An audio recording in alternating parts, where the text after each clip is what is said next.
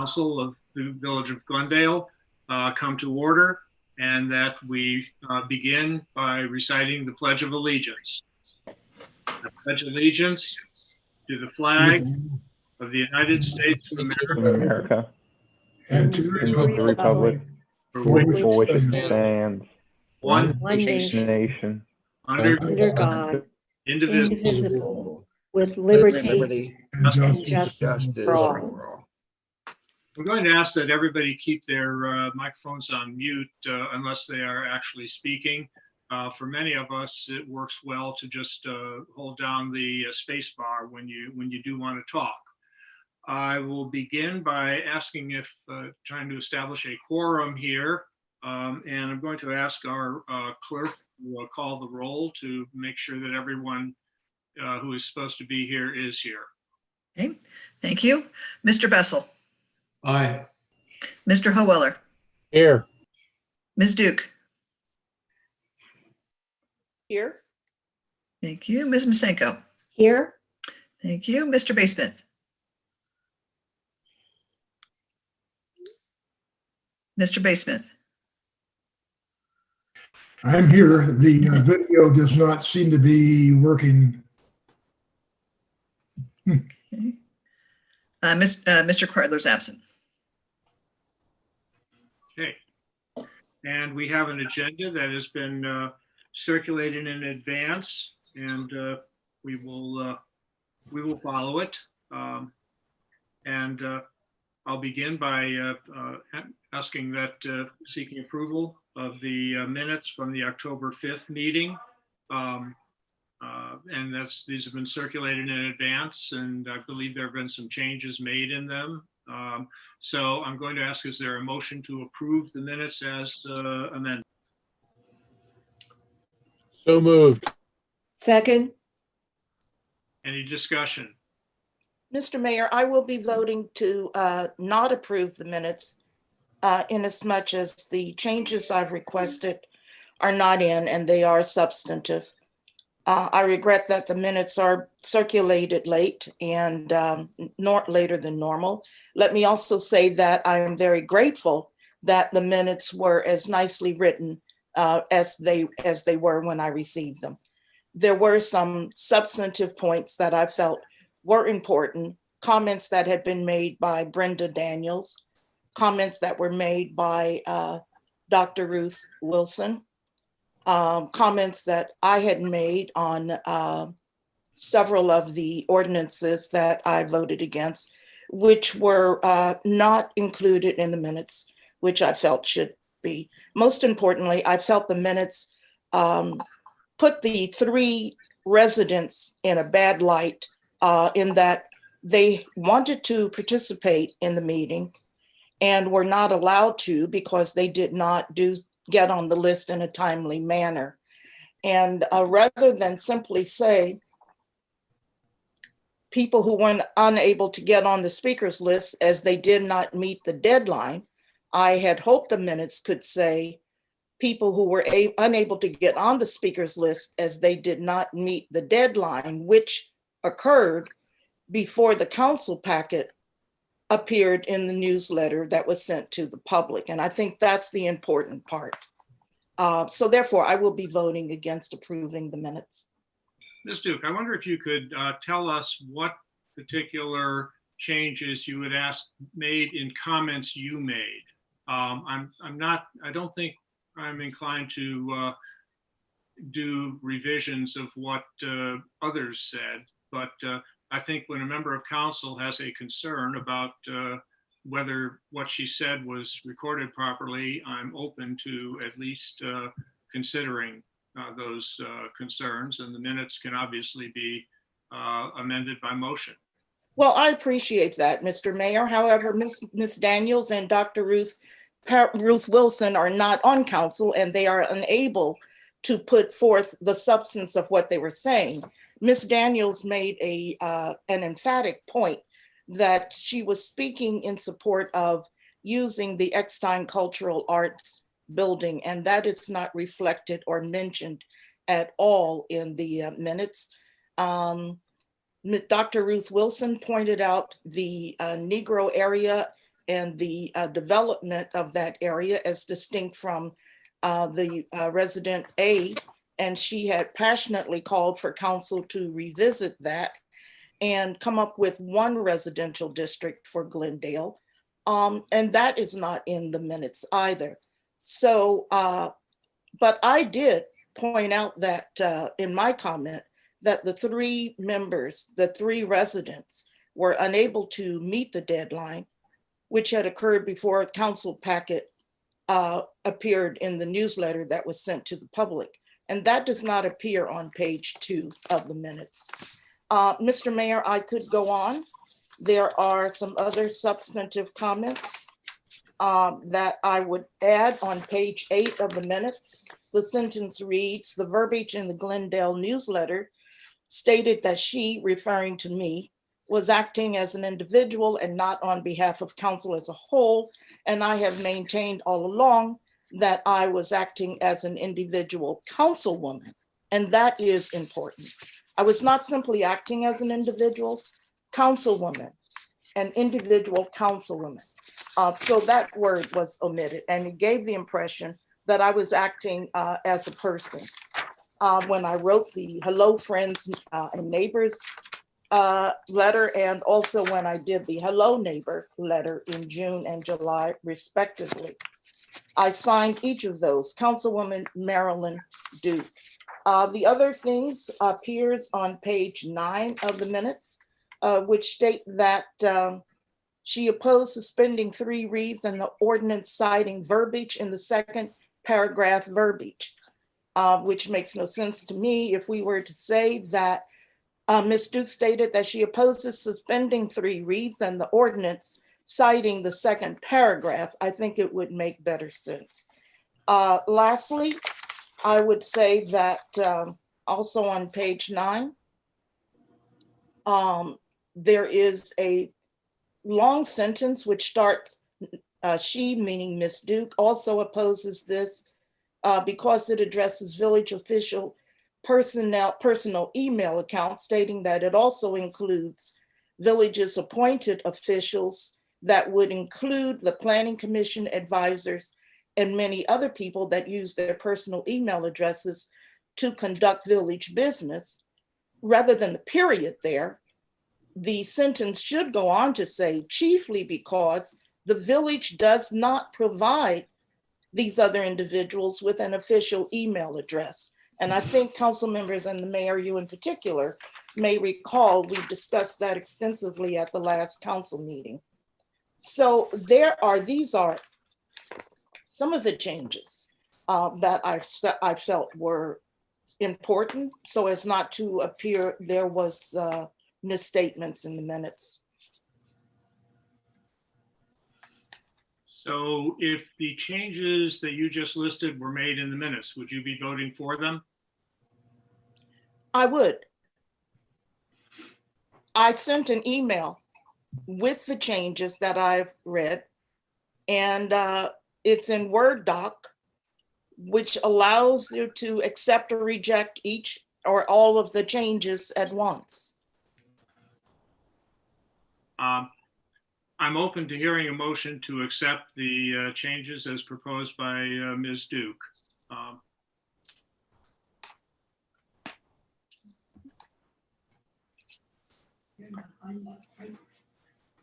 Pardon? I'm having trouble following all of the suggested changes.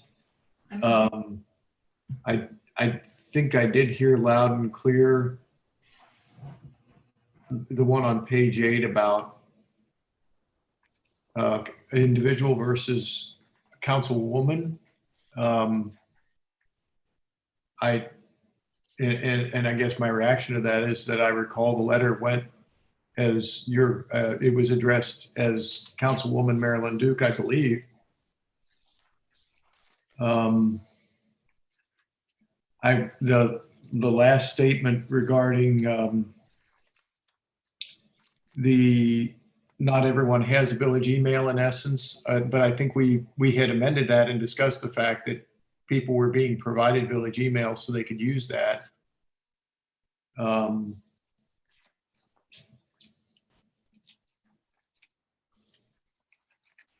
so that they don't have to use their personal email address. I'm trying to go back to page 9 and pick that up. Page 9 at the bottom of the page. Yeah. It shows in the middle of the page I have. I'm sorry. Could I ask Marilyn, is this an attachment to an email you sent out at 3 o'clock today? Yes. All right. I didn't catch this. Mr. Mayor, I'm may I have saying a yes, moment, that's please? about the time. And Yes, I think the minutes were circulated Thursday of last week, but it was later last week, which is not, there was a comment that was unusually late. That's not unusual, given the workload we've had recently.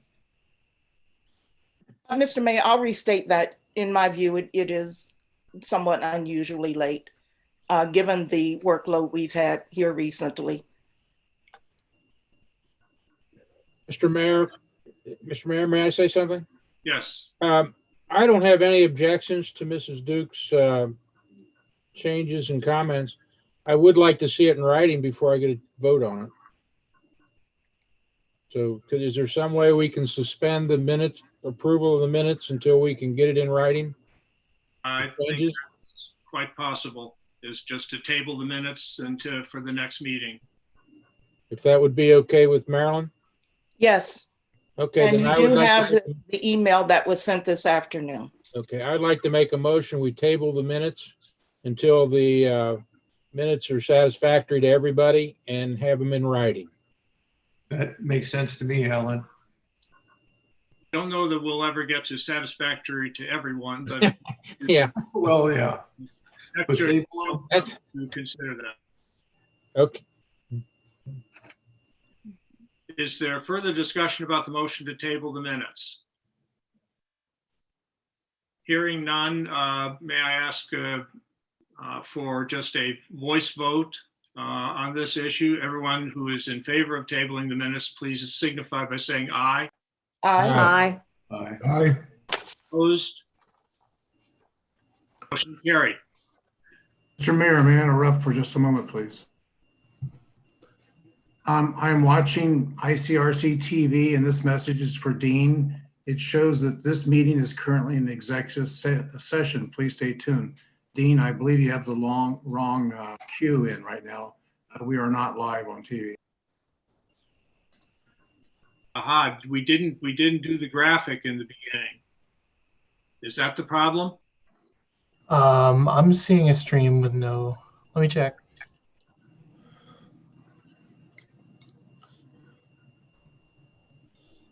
The YouTube stream is working on my end. Yeah, are you sure you're on our current meeting? I see no issues with the YouTube stream. Okay, thank you. Maybe I'm on the wrong date or something. Thought I had the right one. Thank you. Disregard. Mr. Mayor, I've also received a message that we are not live on YouTube and that residents have clicked on and there is nothing. I received the same message. That's been corrected. All right. Okay.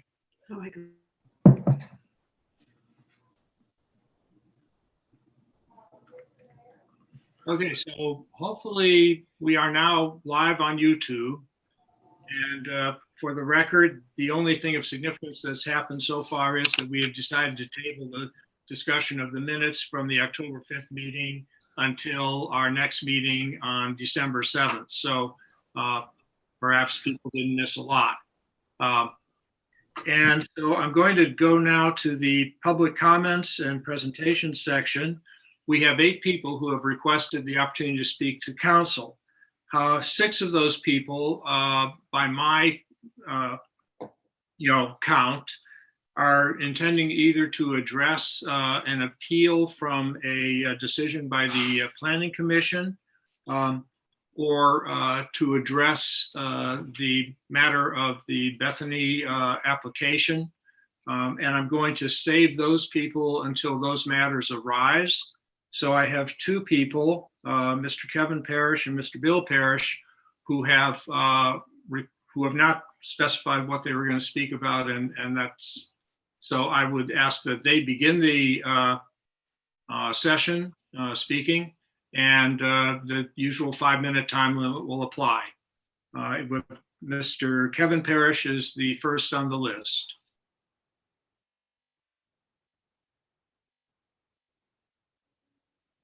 Mr. Parrish, Yes. Yeah. Can you hear me? I can hear you. Oh, okay. Well, thank you for allowing me to speak. First of all, let me commend Councilwoman Dukes for her courage in attempting to start a conversation in the village of Glendale about racism. But for all the viewing audience, if you would go to that October 5th meeting, you will see the results of even attempting to address such issues in the village of Glendale. My second issue is public records requests. I requested on September 28th of 2020 a public records request requesting the final report that village of Glendale received from companies that did work on the sewer line on Cole Avenue on the week of December the 7th, 2017. I received a letter back on the 29th saying that they had records compiled, and they gave me a record of Teleback Environmental Company. I told them that the time stamped on this document, which is May the 3rd, 2018 at 9:13 and 59 seconds a.m. was not the accurate information that I was requesting. So I resubmitted a second request. That request resulted in the same thing. And then I received a letter from Wally because I also asked about the Donnelly Company, which is a concrete cutting and drilling company that was there on site, which is 400 feet from my house. Said they had no records of that. That amazes me since I thought we had a better record keeping system than that. But that's just a level of racism that constantly occurs to me as an African American in this village of Glendale, that each time I put in for a records request, that it's time consuming and pretty inadequate for their record keeping system. Now, also, people in the village were asking questions about the bridge project and the sewer line on Sharon Road, which started off as a month and now it's developed into something else. So for the record, let me enter a electronic correspondence to the village of Glendale dated August 18, 2020. It's to Mayor Lofty, village of Glendale wastewater treatment plant, and a general correspondence for Ian PDES, Hamilton County, teleconference meeting with Ohio EPA concerning sanitary sewer system overflows and wastewater treatment plant bypasses.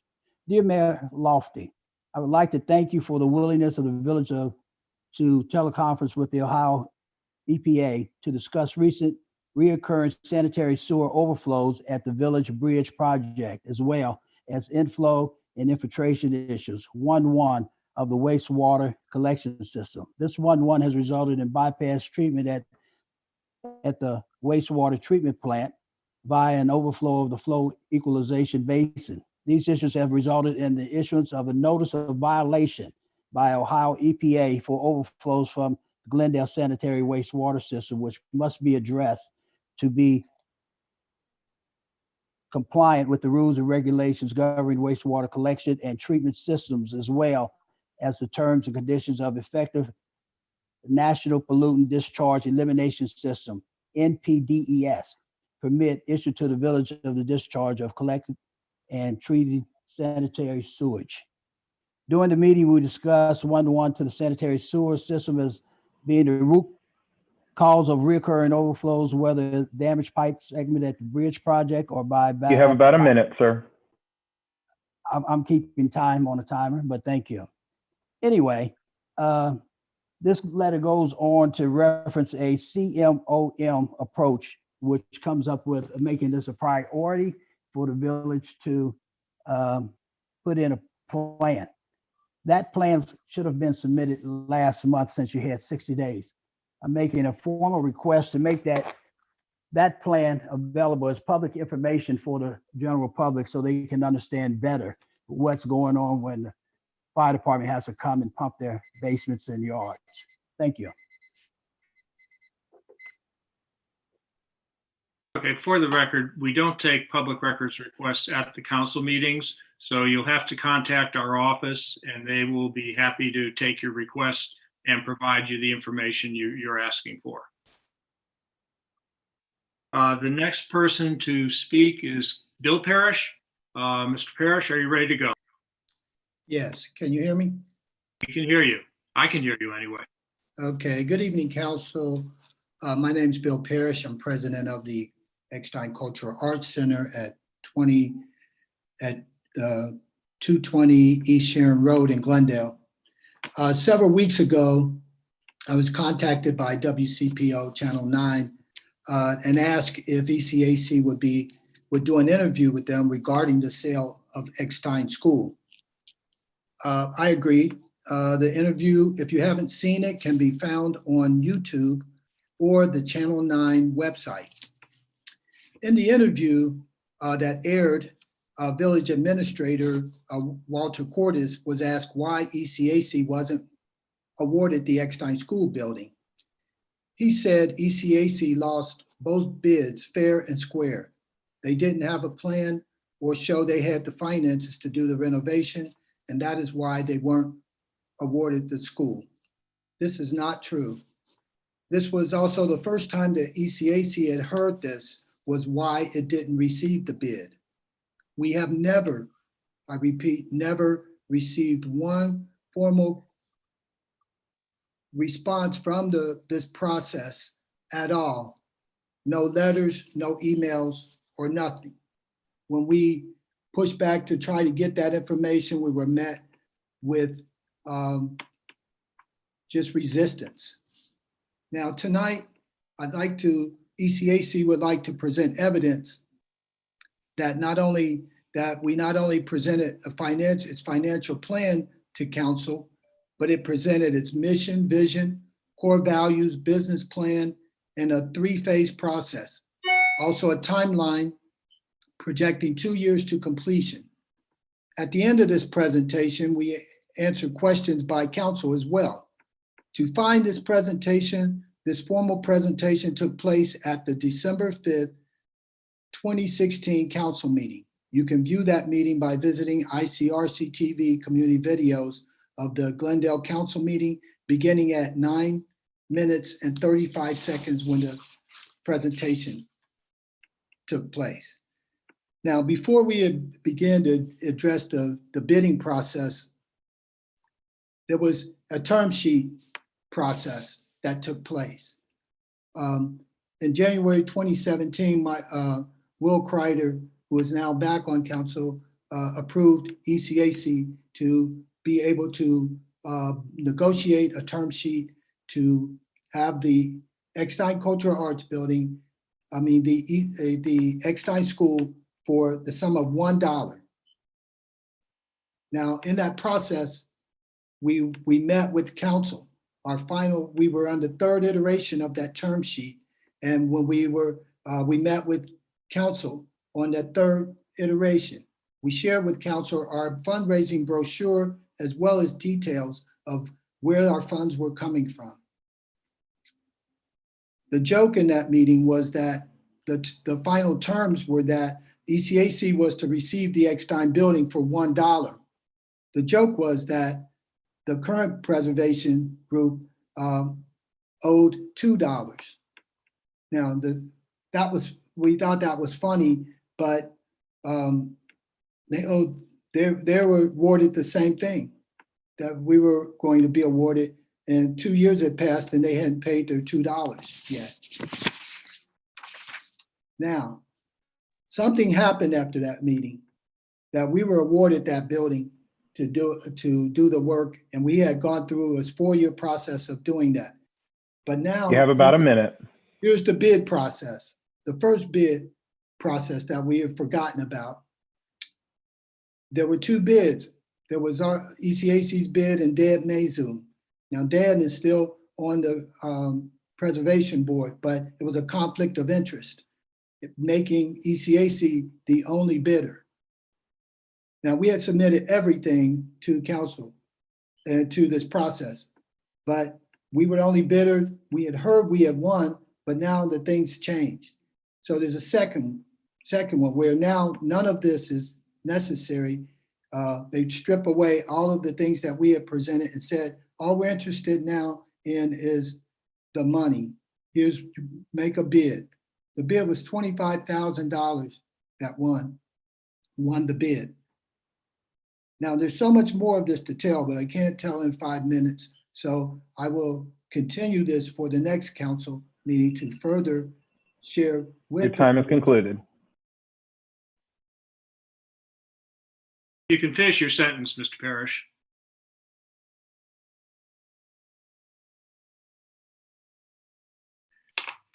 Okay.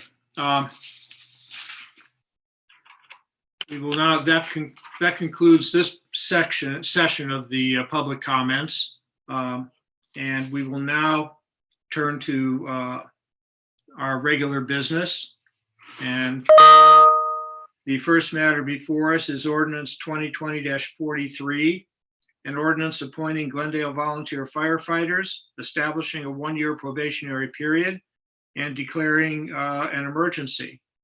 And I'm going to ask Chief Hardwick to give us some background on these young people who are interested in joining our, well, maybe not all young, people who are interested in joining our fire department. Okay, thank you. The first one that we have is Brian Wynell. Brian is a former member of the department, had to leave us for a time, and has decided to come back with us. Brian works for Sycamore Township on their Public Works Department. And, welcome addition to have Brian coming back. Next one is Nathaniel Borchers. Nathaniel currently works for the Hamilton County Sheriff's Office, looking to get his fire certification and get that added on to his resume. We have Tyler Steele. Tyler has a pretty substantial amount of training. He formerly lived out of state, is moving in-state. Currently, he's working for a paving and excavating company here in town. Anxious to get back into the fire service after moving back to Cincinnati. Next one, J-Ron Perkins, lives up in Springfield Township. Currently, he works with Planet Fitness. So we figure we can use him to also help our people maintain our physical fitness levels here. Not yet having any certification, and we'll enroll him in our volunteer class. And lastly, William McAllister comes to us from West Harrison, Indiana. Again, currently works for out in Harrison, and has finished his program at Cincinnati State, and looking to get William on board with us just to get him involved in our 36-hour program as well. And that's our 5 guys. We have a motion for this ordinance. So moved. Second, Any discussion? Motion to declare an emergency? Yes. Motion to dispense with 3 reads. So moved. second, Now, any further discussion? Madam Clerk, would you call the roll? To dispense with the 3 reads, Mr. Bessel, Aye. Mr. Howeller, Aye. Ms. Duke, Aye. Ms. Masenko, aye, Mr. Baysmith. Aye. For the ordinance, Mr. Bessel, Aye. Mr. Howeller, Aye. Ms. Duke, Aye. Ms. Masenko, aye, Mr. Baysmith. Aye. Thank you. Motion has been carried, and of course, if we were here in person, I could actually do the swearing in, but of course, I can't do that virtually. So Chief, we'll just have to make arrangements as we've done in the past to have them visit the office, and I will get them sworn in, or perhaps I can just come on down to the fire station. Okay, thank you very much. Thank you, Chief. Next, ordinance 2020-44, an ordinance authorizing the increase of 2020 estimated revenue and appropriations of the coronavirus relief fund, a special revenue fund, and declaring an emergency. Mr. Cordes, can you give us some background on this? Yes, besides David Lumsden and myself, I think we can do that. As you know, we have a second round of coronavirus CARES Act money that has been offered to us. We need to appropriate it as both a revenue and an appropriation so that we can spend it. What we do not spend would then go back to the sender. We have until the end of the year. Am I correct in the December 31st, David? Yes, all work that would be done with this funding would have to be completed by the end of the year. We've been working with some other municipalities to try to determine what work best fits those qualifying expenses, and I think we're coming along with some pretty nice projects that will certainly help us respond to the coronavirus pandemic. Agreed. Some of the things that we've done recently is to add UV light filtration into our HVAC systems on our public buildings, which almost instantly kills any virus or bacteria in the air, and it cycles it repeatedly. So that's been a nice improvement. And this account will help pay for that, of course. Mm-hmm. Hey, do I have a motion for this ordinance? So moved. Second, Motion to dispense with 3 reads. So moved. Second, Any discussion? Madam Clerk, would you call the roll?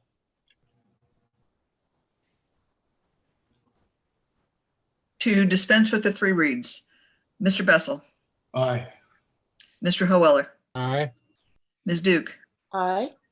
Ms. Masenko, aye. Mr. Baysmith. aye. For the ordinance, Mr. Bessel, Aye. Mr. Hoeller, Aye. Ms. Duke, Aye. Ms. Masenko, Aye. Mr. Baysmith.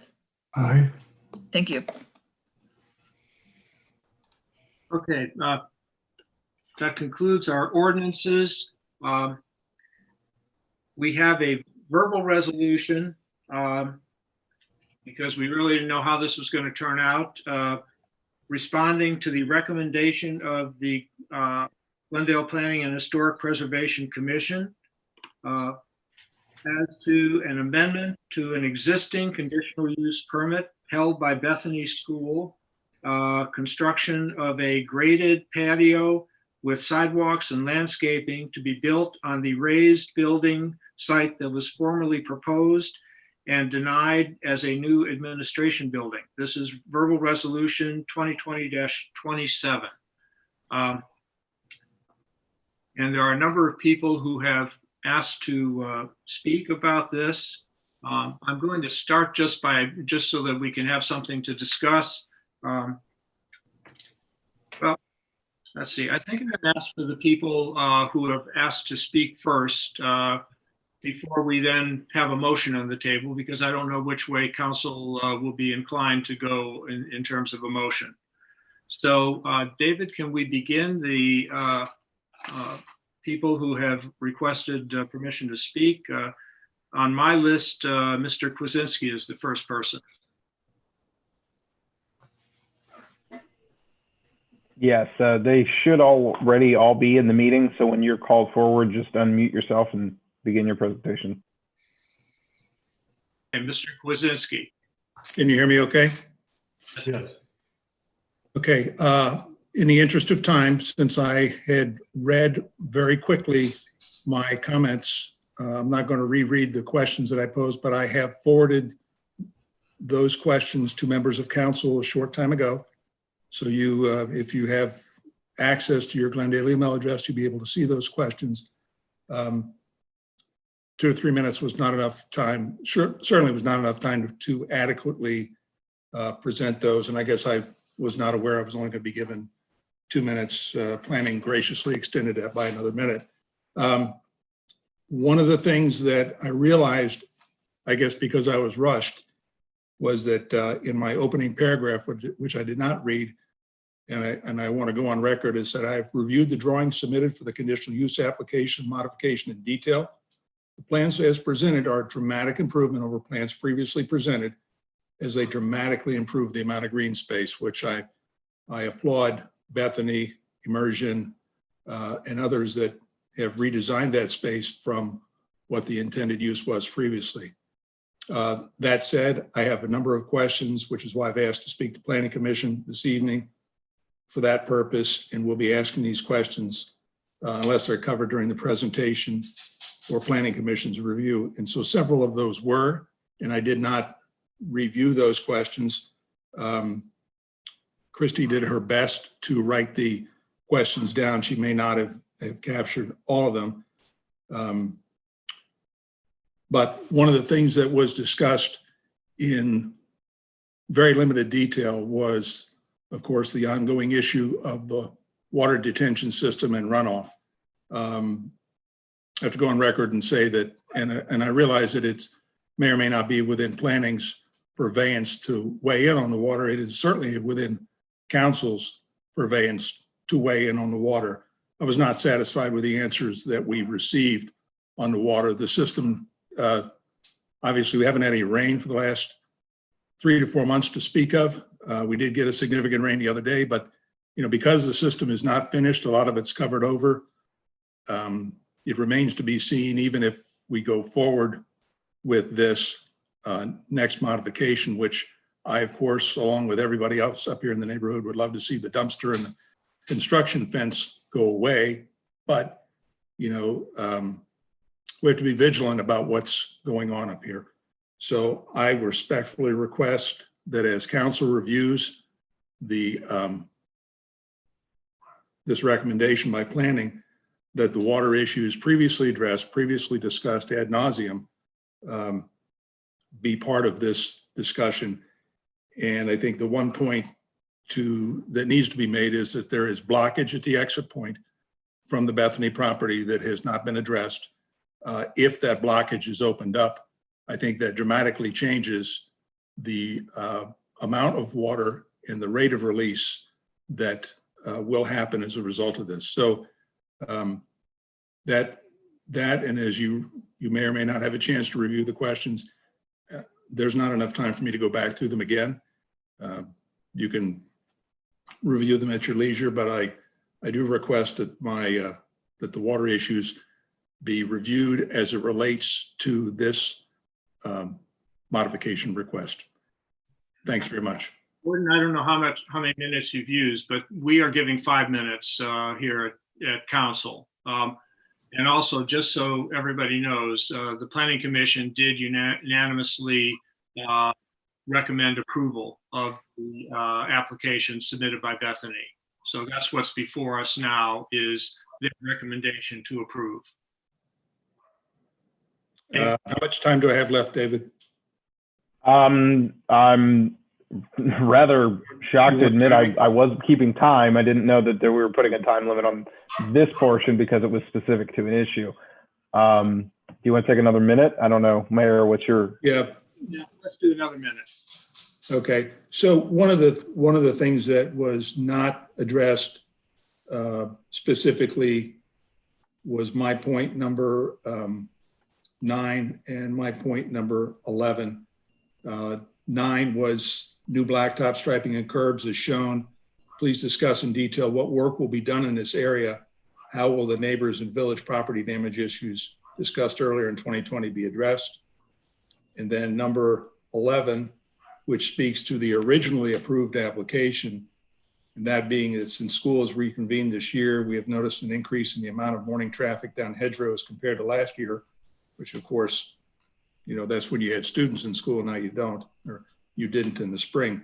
But it appears that the original intent was for traffic to come down Connector Road, K through 2 students be dropped off up the the main drive and exit off the east side, then the other ones would continue down Hedgerow. That's that additional minute. I have one more minute.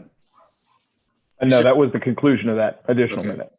So I asked for a percentage of how much traffic would be dropped off at K through 2 and exit off the other side of the property as originally planned, because right now everything's coming down Hedgerow. Okay. Next person on my list is Dan Love. Dr. Love? Ready to go? Yeah, can you hear me? Yes, we can. Okay. Thanks for the chance to talk. And I got to echo Gordon that we're really pleased to see the return of the plans back to what was presented to us up at the convent in 2016 or 2017. Very similar, but at 6:45 tonight, Christy Boron said that there would be no redesign of the water detention system, and just needed a chance to finish it. And I thought a requirement for this whole construction project was to control trash and water runoff for the last 4 years, which has not occurred. We also can go back to 5 years before that when the gym was built. We had a civil engineer tell us that the system that was put in place there would handle it. And instead, we've had a lot more runoff into our properties, front yards and backyards and everything since then. So we're a little skeptical. If you look at the design, there's quite a drop off on this property, and it all goes into the same drain that I've showed you videos back in May being totally overwhelmed and flooded. So I mean, what's the recourse if this is put in and that drain's still overwhelmed and everything still comes down the back of Kwasinski's property and Alt Lane and our street and our front yard and the Reason's backyard and Hugh Staples' front yard where he has to put sandbags up. So love to hear the response from the construction team for that. Okay. Next, Ron McSwain. Okay. I think we're all glad to see this project coming to an end. I only have one comment regarding the site redesign plan before you this evening. As you examine page 4 of that presentation, that's the landscape plan, you'll see once again an exaggeration of what is proposed versus what will actually happen. The drawing of the large mature tree in the lower left corner greatly exaggerates what will be planted. The proposal is for 2.5-inch caliper or diameter trees, and they in no way resemble what that picture shows in the lower corner. It will be years before they mature to the size of the drawing. Like previous landscape renderings, the end product does not in any way resemble what was originally presented for your approval. I'm requesting an upgrade to the size of the trees that to be planted. This would reflect positively on the final appearance of the project. The proposed planning does not coincide with the magnitude of this building project or the adjoining neighborhood. I would also like to make an observation of the review process that's taken place over the last 5 years. An extensive presentation by the architect was made to the Planning Commission on April 4th, 2016, indicating a master plan revision. And they were told that it had been in planning for over a year. Final plans were to be presented as the next step in this process. The conditional use process would also have to take place when those plans were presented. The conditional use process normally has it as its heart, and this was even mentioned in the Planning Commission meeting earlier. They mentioned 3 things that are paramount to this, and one of them is consideration of the impact on surrounding neighbors. No such consideration or contact was ever initiated by the architect of this project. Instead, it was June 2016 before neighbors were invited by Bethany to view their plans and presentation for a fundraising campaign. Completed detailed blueprints were presented to the village administrator with no input from surrounding neighbors. In fact, over the past 4 years, every suggestion or comment offered by neighbors was met with derision and contempt by the architect, and great sums of money were spent to prove the neighbors were always wrong. I'm making these comments for future consideration of requests that come before you and the Planning Commission. It was not until June 20th of this year, that council meeting, that neighbors finally felt village government was actually acting in their best interest. The unanimous decision to deny the variance to build another oversized building felt like the first win for the neighbors in 4+ years. Glendale is a community of neighbors, and all the zoning requirements and regulations which were met in detail should not overshadow the fact that what is to be done should be best for the neighborhood. In closing, I would like to mention just a few of the end results that have affected our family during this ordeal. To attempt to hide the mammoth 3rd through 8th grade building, who on paper shows to be 45 foot in height, but actually reaches 60 feet when viewed from our home, we've spent— You have about a minute. We've spent over $25,000 in planting the tallest spruce trees we could find. It will be 10 years before they successfully block the top 20 feet of this structure as viewed from the west end of the building. We've also moved our mailbox and address from Hedge Road to Oak Road for safety reasons. Oncoming traffic from Bethany often acts like we have no right to enter our drive off Hedge Road. Likewise, the continual flow of mud and water onto our drive makes checking the mail or using the drive during wet condition totally unreasonable. There are more issues I could go into, but I think you've heard enough. And I want to thank you for the opportunity to speak as a fellow neighbor. I hope in the approval by the Planning Commission, there will also be mention of some of the issues that were presented during that discussion. If Tom is not available, I thought he attended these meetings. If he's not available to do that, I could mention a couple of those. Thank you. Okay. Next person on the list is Christy Boron. Christy, are you ready? Sure. Hey, David, do you have the graphic that maybe you can pull up? So it's not going to take long. I was just going to take a couple minutes to walk through the changes that we are proposing from the original approved conditional use. So if you can go to that one first, thank you. So this is a diagram. This is the part of the rendering that shows the northwest corner of the property that we are talking about this evening. And so in this rendering, you can see the round plaza tucked up in the northwest corner, and that plaza is surrounded. The original landscape was kind of evergreen, tall evergreen shrubs that surrounded that plaza. You can also see the multi-purpose building, which was the existing Hope Library that sat in that location. Now, since then, that building has been demoed. And so for that reason, we've had to go back and relook at that area of the site and take a look at how we might revise that round plaza now that that multi-purpose building is no longer there. And so, David, if you can go to the rendering at the bottom, you're going to see that all we're doing in place of where that building was is simply doing is grading out the site, just some terraced grading that comes down. We did pull the plaza in from the northeast corner. We pulled it further away from the neighbors, thinking that they would appreciate that plaza pulling inward, since we now had the property to be able to do that. The plaza is the exact same size. It's not a circle, but it is the exact same size as the previous one. The use of that plaza is identical to what was originally planned.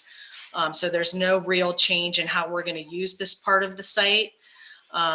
We have added some additional landscaping above and beyond what was originally planned. So the original plan didn't put any trees in this west corner of the site. It was all shrubs. So now you can see seven trees going in this area. Ron's right. We aren't planting fully mature trees. They are honey locust trees that are very fast growing, and they do grow to be 35 to 40 feet tall. And so this part of the site is going to get a lot more tree cover than what was originally planned. So it's a pretty simple change. Honestly, we felt and we still believe that everything that we changed here is really only benefiting the neighbors with the additional green space and a considerably less impervious surface since we demoed that building. So the other graphic I think would be helpful to pull up would be the impervious surface graphic. So this just quickly shows you the impervious surface per the original approved conditional use in that northwest corner. And you can see it was about 8,900 square feet. And the revised drawings reduce that significantly, reduce it almost in half. So a reduction of about 3,800 square feet in impervious surface. So because of that reduction in impervious surface, that is why we do not have to do any redesign on the storm detention system. The storm detention system that is installed and in place took into account and had assumed that that existing building was going to remain. And so it's sized to take that additional 4,000 square feet of impervious surface. So we will be improving the storm detention scenario for this part of the site. We've never been able to finish construction on this corner. So I understand and I empathize with the neighbors that yes, it has always been and continues to be a construction site. So we are anxious to be able to button this part of the site up, get it graded out, get it landscaped out, get the curbs put in that need to be put in so that water is flowing where it needs to flow. You have about a minute. Okay, in terms of the traffic, there's zero change in traffic. The original traffic pattern and traffic and amount of cars is identical to what was originally approved in the conditional use. So there is no change there. So there's no change in use, there's no change in traffic. And storm detention has been looked at by us and the village engineer and deemed appropriate. So I'm happy to answer any other questions that anybody else might have. I do have one, Christy. Sure. Mr. Howeller? Yep. One of the things that we rejected your last proposal was because the retention that you had planned was not working. And as far as I can see, it's still not working. So even if it was approved and doesn't work, that means it's junk. Well, I guess I don't know that it really, so we are still under construction there. So we do still have some water that isn't making it to, I think, all the places it needs to make it to. Once we grade out this portion of the site, that will resolve that. The village engineer has been out there, Hamilton County has been out there, and our civil engineering team has been out there, and they've all looked at the system and have all determined that it is functioning how it's designed to function. And that it is in fact working correctly. It's working as it was designed, but it didn't solve the problem of the water runoff. I don't care if you design something and it works properly, but it doesn't solve the problem, you haven't solved the problem.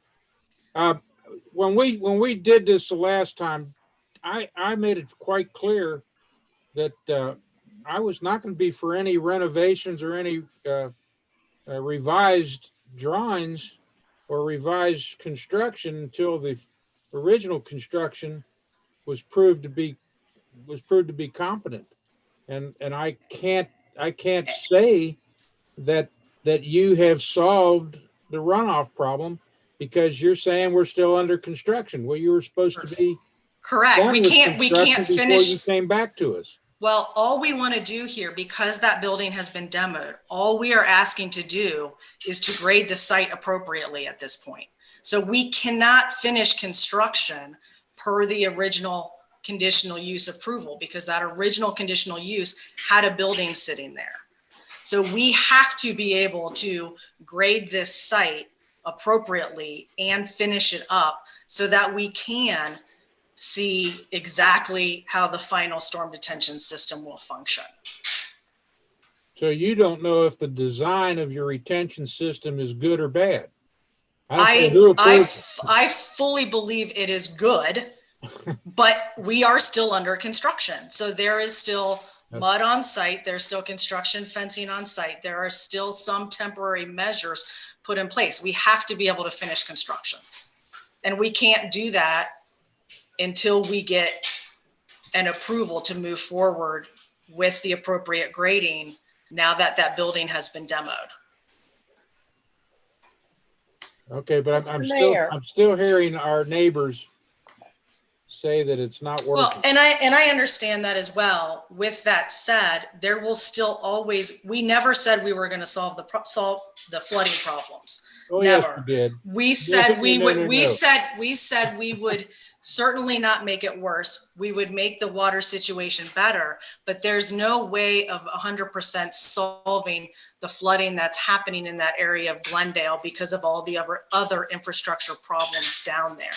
I mean, I would love for Walter. Christy, all the infrastructure problems were created by your construction. So I don't see where if we allow you to do a revised design and it goes through and it works, you know, your track record has been it goes through and it doesn't work. What will you do? What are you prepared to do? I don't know what the answer to that is, other than saying the village engineer will be out there, Hamilton County will be out there. And if it doesn't work how legally we were supposed to make sure it worked, then we will have to be held accountable for that. And but what I can tell are you then telling us now that you'll be held accountable and you will pay the neighbors for their damages? No, I am not saying that. Well, then I'm going to vote to disapprove this revision. Mr. Mayor, for a moment, administratively, please. Yes. Okay, I think it's very important to realize that what we have before us is going back to the table for a much reduced impervious surface proposal. Already, the council's approved this, the planning commission's approved it, and yet they're proposing a reduction of almost 4,000 square feet of impervious surface. Engineer has reviewed it. He agrees that this is an improvement to the current situation in that the project needs to finish up so it can be evaluated. I think that the topic of stormwater at this point, and forgive me, but I don't think it's a council issue. I think it's our engineer issue. I think it's Hamilton County's issue. And I think it's an issue with the administration. What we have before us is a permit to reduce the scope of improvements on the property to increase pervious surface, which we've already approved. And the only reason I insisted that it come before council and the planning commission is the design of the patio is slightly different than the design we approved in August of 2017. That is what we have before us. I think to not consider this improvement would be a mistake to put conditions on something we've already approved, that the engineers approved, that the Hamilton County's already approved. Yes, we're going to evaluate the water. We're working on a grant to collect water from the entire watershed, not just the less than 30% that Bethany contributes to it, but the other 70% private residences that contribute to the water problem on Albion and on Hedgerow. With that, I have a couple of questions. Wally, are you finished? I will yield to you, sir. Go ahead. Okay. And also, Mr. Mayor, I'd like to ask a couple of questions after Mr. Bessel. Thank you. Okay. Sorry, Wally, and if you weren't done, please continue. I'm done, sir. I think I made my point. Okay. And my system here, it kind of cuts out every now and then. I think someone's done and they're not, so I apologize. So to Alan's point and to Wally's point, this appears to be, to me, less impervious surface. I can understand Christie's point that there's still construction going on and perhaps we are not able to see the full functioning of the detention system. And And this, from a logic standpoint, it makes sense, but I still have reservations, as Alan does, that the system as designed is not working now. How much that has to do with the system not being totally finished, or the grading not being done, or the site construction still going on, that remains to be seen. So my questions, I guess, are this. One is, if we proceed with this design, if we give approval to proceed with this design, and we still have water issues that are coming from the Bethany property, I would like to know that Bethany and their contractors will still work with Glendale to try to solve these problems. That's number one. Secondly, is there was a design for an administrative or multi-purpose or some kind of building, and we have seen changes to this plan as it's gone through. If this is not the end of this construction, I would like to know it. I would like to know anything else that's going to be built on this property, and see it in its entirety, and not approve this piecemeal. In other words, if there is construction beyond this within the next 1 or 2 years, I would like to know what that is. And what are you going to do for an admin building? And it kind of brings into question what's going to happen with the Faith building. Is that going to be repurposed, torn down, sit there for a while? I think that's a fair question, what's going to happen there. Third goes back to the water system again. We did not have serious water problems there until construction started at Bethany. That is my understanding of the situation. The village is spending time, effort, money to try to get grants and do further engineering to the wastewater system beyond, or the stormwater system beyond the Bethany property, outside their bounds. Again, if there is need for these two systems to coordinate and work better together, the way the water exits Bethany, how it will enter then any improvements that are made that the village spends money for. And again, I want to emphasize, there was no need for this before construction started at Bethany on the gym that exists there now. But I would like to understand from Bethany that if there is need for engineers to coordinate, for these systems to be able to be combined for the ultimate functioning of it all, I'd like to understand that Bethany is willing to work with us to make those connections, to make this system work properly. So again, my 3 questions again are, will Bethany fix their system if it doesn't work after they've had a chance to finish this section of the design and the landscaping and all? What else is planned for the Bethany property that's going to affect water runoff, et cetera, and any other part of the village? And the coordination of the two systems, what water system exists at Bethany, how they're going to finish it, and how it will then coordinate with the upgrades that Glendale is having to do to its system. If I may, can everybody hear me okay? Yes. This is just one modification that is permitted, as any modifications are, to conditional use review as part of a conditional use request under 15462. When a conditional use permit request comes before the village council and planning commission, whether it's original or a modification, the scope is simply to review whatever that request may be against 154.62B with the 3 standards, again being effect on neighborhood, conformance with the village plan, and the effect on traffic. When there's an amendment, it's important to keep in mind that the village has a standing decision that it's made, presumably based on a finding that those 3 standards were met at that time. So it's important to not only evaluate the 3 standards, but to evaluate them against what was previously approved, keeping in mind that that was a standing decision by village council. So with respect to that, there was a multi-purpose or admin or something. Where did that building go? from that original plan? I'd like to, And Marilyn, where will it go? and then Or is it totally eliminated?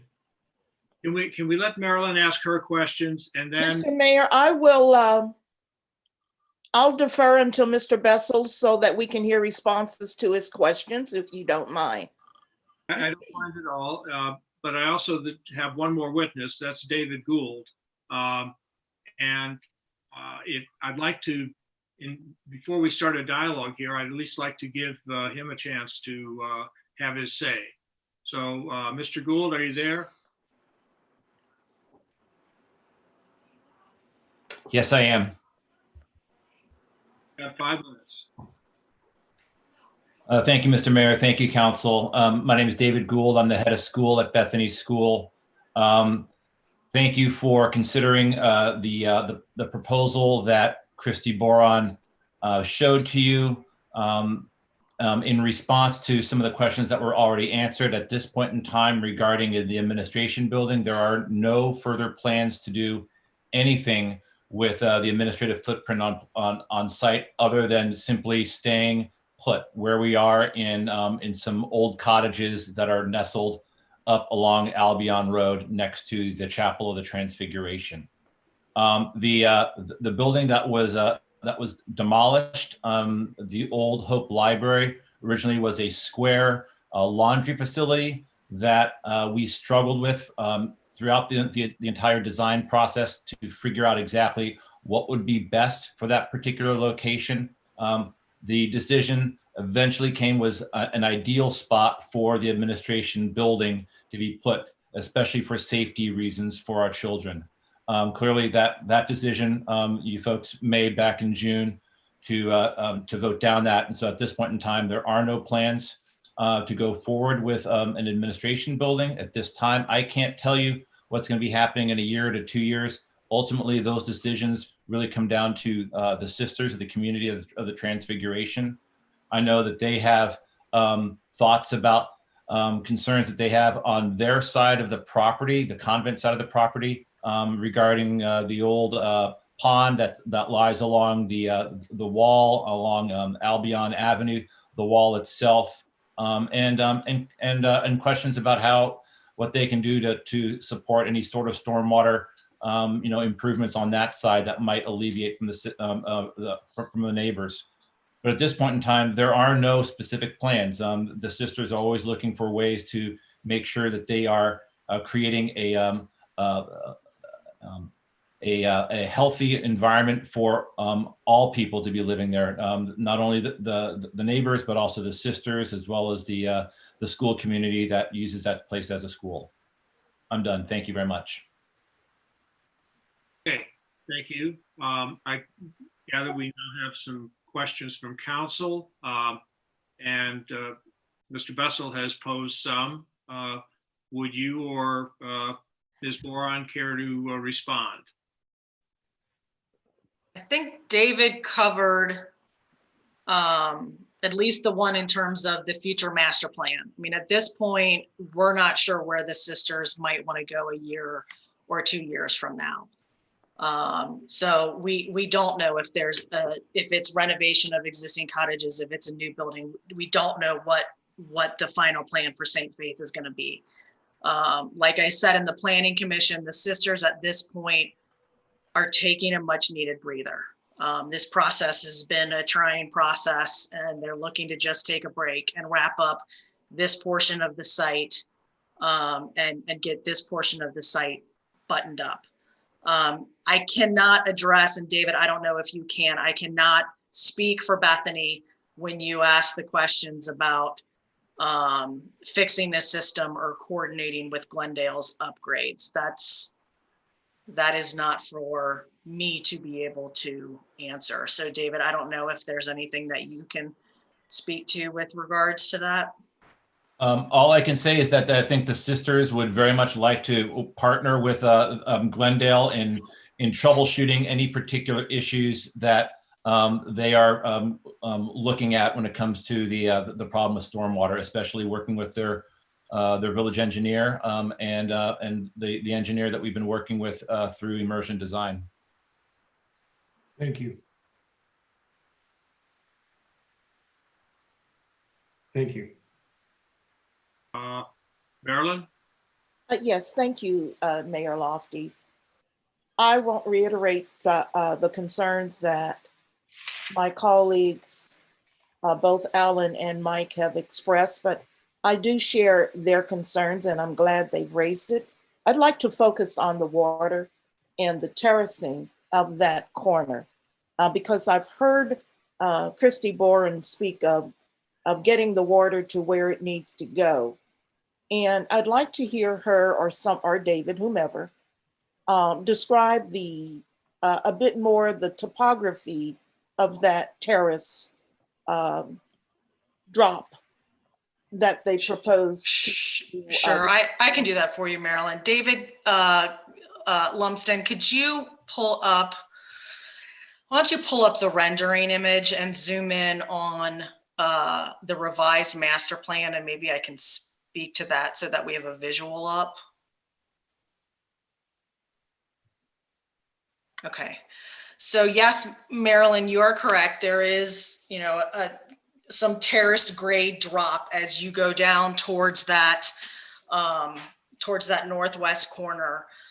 There is drainage swales that are built in along the sidewalk to the north, along the sidewalk to the west, that will funnel water and collect water in that northwest corner. So where you see kind of a faint blue outline in that north corner, that's a depressed area. So the water that will be collected with drains and send it directly into the underground storm detention tanks, so that there will be no way for the water to leave this site, flow across the sidewalk and flow into neighbors' property. It stops at those sidewalks. It gets hemmed in at those sidewalks in depression and gets collected by storm detention system drains and collected. Then it'll go through the storm detention system. So in that corner underground are a series of storage tanks.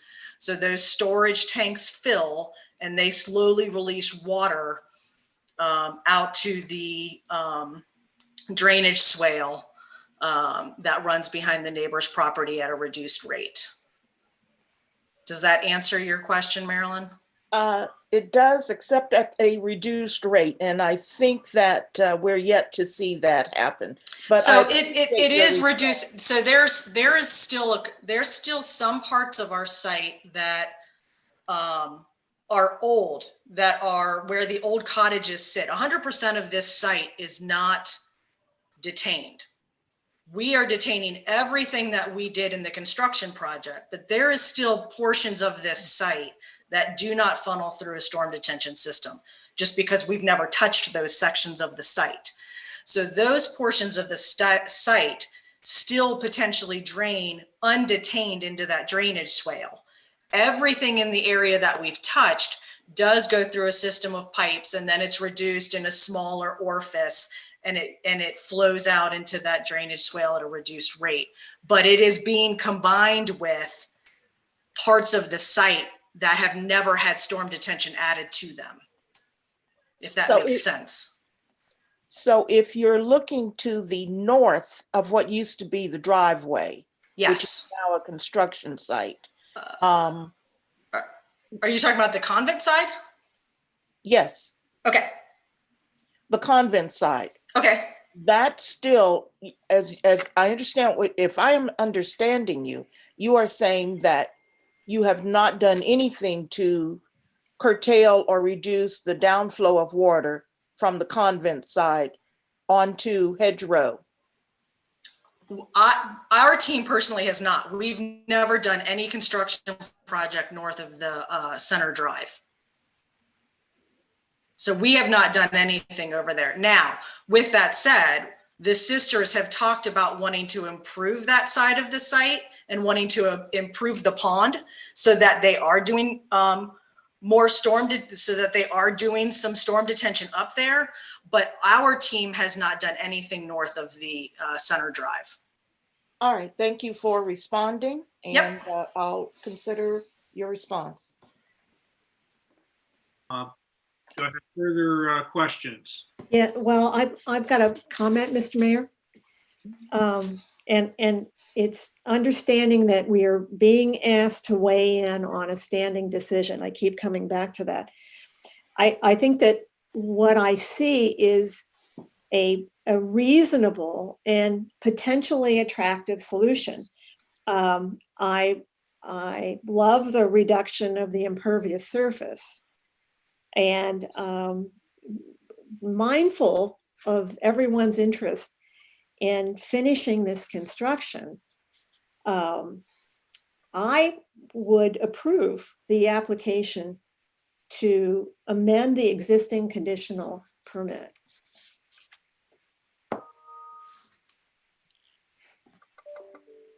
Any further discussion or questions from council? Yes, Mr. Mayor, I am concerned that some residents who were able to speak during the Planning Commission meeting have unfortunately not been able to speak or address us during the council meeting. And they have been trying to reach Wally and David to see if they could get admitted so they could address us. And I understand they've not been admitted. Wally, have you or David received any requests from residents to speak to this Bethany proposal during the council meeting? Go ahead, David. You can respond to that. Yes, however, we did set the deadline at Friday afternoon to register to speak. In the interest of time and maintaining the discussion, we can admit those folks if the mayor chooses to, but they did address the Planning Commission, so their comments are on the record as far as Planning Commission. But their comments are not on the record as far as the council is concerned. Mayor, would you like to admit them? It's Mr. Al Nippert is the individual in question, is my understanding. Is that correct, Marilyn? I don't know. Yes. Okay. I first of all do tend to set a precedent here of letting people come in on our meetings without any advance notice. My question, I guess, one question I have for council is, I frankly didn't expect that council would be prepared to make a decision tonight. Just wanted to get this matter out on the table. And if we have another meeting, December 7th, that is, we could have additional speakers there. If, however, there's an appetite to just, let's vote, let's make our decision now, I'm willing to bend my precedent and let someone else come in and have their say. Mr. Mayor, if I may, some tough questions have been asked. There's been an attempt to answer them as best they can by Christy and David, and I appreciate those answers. I think the sooner the construction gets done, the better. So I would prefer to hear any additional speakers tonight, bend the rule. I think if we can get to where we could potentially approve this and then have some faith in Bethany, and they have faith in us. I like Mr. Gould's comment that the sisters do have an appetite to try to work with us and try to solve this as best we can as neighbors. Let's hear the last of it and get this moving. Okay. Anyone else? Anyone object to that? Okay, David, is Mr. Nippert the only one? I don't know. Marilyn, you were the one that were receiving confirmation from others. Is there anyone else that? He's the only one that I've received that is still there at this moment. David, okay. David, it's Dan Love. I asked if you could share my screen. Mayor, am I allowed to share materials from other commenters? I'm sorry, what now? Mr. Love has emailed me photographs that he wished to be displayed. What I'm showing you is the drain that's going to catch all the water off this new landscape area. Let me have Mr. Nippert speak first, and then we'll. Okay, I will. Let me see here. I don't have. All right, let me attempt to get Mr. Nippert in the meeting. Give me just a moment. The video is less important than the still photo.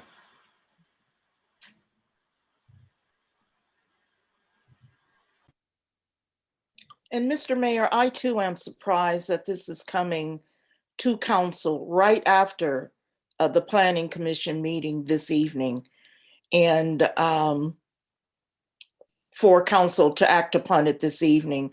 I would have preferred that this be presented to council and then a public hearing be scheduled or whatever at the December meeting.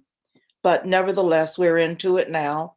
But I just think that this could have been avoided. Well, frankly, okay, first of all, this is the way we usually handle conditional use issues. Planning Commission makes a recommendation and it goes up for council for consideration that same evening. The other thing is there's a concern that if we really do want to get this construction work done, we got to get going on it quickly because the winter is coming, to coin a phrase, and you know, it will not be possible to do construction during that time. So there was some added urgency to getting this in front of council. The mayor knows that I'm a gardener and fully understand that. You cannot dig in the ground or plant when the ground is frozen. How are we doing on Mr. Nippert, David? Just a moment.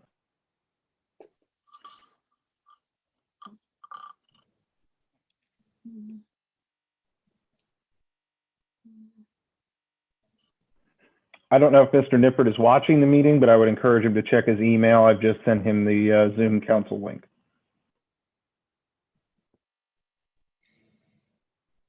Okay, we can't just wait on this. Is there a motion with respect to this recommendation from the Planning Commission? Were you going to go back to Mr. Love? Are you receiving his call? Okay, Dan? I'd like to make a motion that we approve the Mr. Mayor, I'm sorry.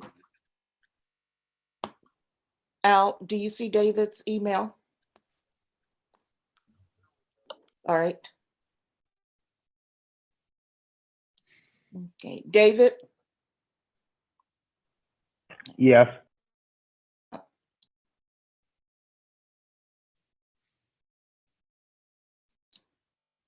I think Mr. Nippert is responding. I think Al is responding. David? Okay, Al, are you ready to speak? Can't hear you. We can't hear you, Alan. There we go. Is that better? It's much better. All right. Well, thank you very much, Mr. Mayor, for giving me the opportunity. I think Al is responding. Yes. David? Al? Mr. Nippert, if you don't mind, please mute the live stream on the YouTube Live. You're getting an echo.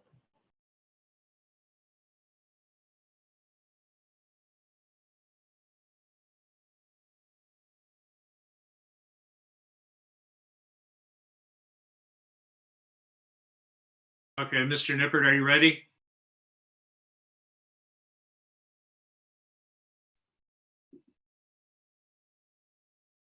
No good deed goes unpunished. Let that be a lesson.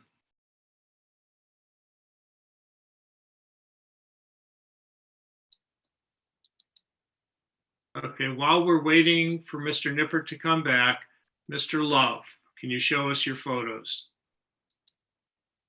Just a moment, Mayor. I'll have to pull them up.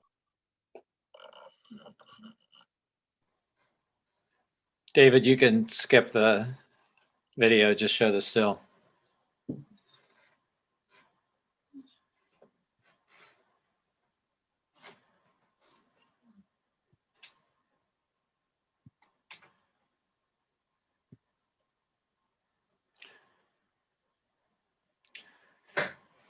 So this is a picture of right under where all that silt is the drain that's going to catch all the water runoff from the proposed plaza.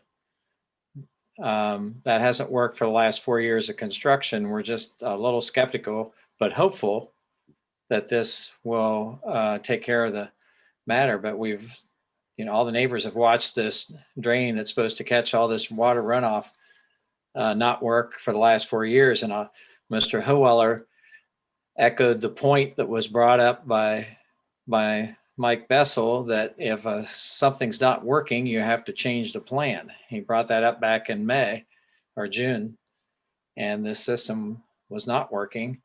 Got to tell you, we were promised by the Glendale civil engineer and the county engineer that the water detention system for the gym 5 years ago was going to take care of the water, and things were much worse after that, possibly because of so much blacktop that was put down too. But the water runoff down through the sloped property of Bethany onto Hedgerow and into our yards and the backyards of the Reasons and the Alt Lane folks and the Masecos and on downstream has been much worse since the gym went in, and even before that when the frog pond and all that was put in.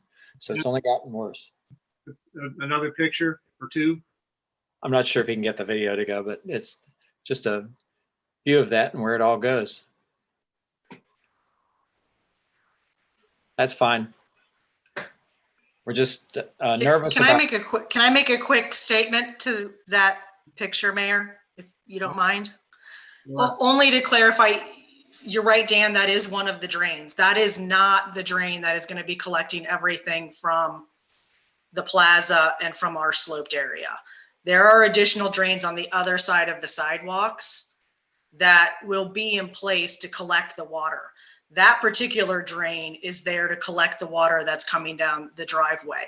Unfortunately, again, since we haven't finished construction in that corner and the sidewalks aren't done and the drains aren't totally done on the other side of the sidewalk, it appears that that's the drain that would be collecting all the water. It ultimately is only collecting the water that'll be coming down the driveway. So I just wanted to clarify that.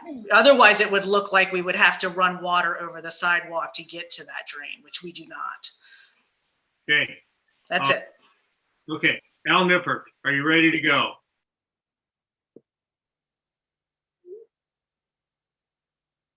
You're still on mute.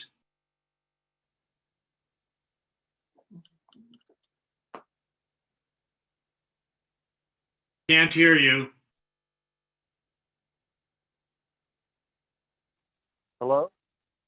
Hello? Is that you, Alan? Yes, it is. Okay. You have 5 minutes. Okay, this is Alfred Nippert, 380 Albion Avenue.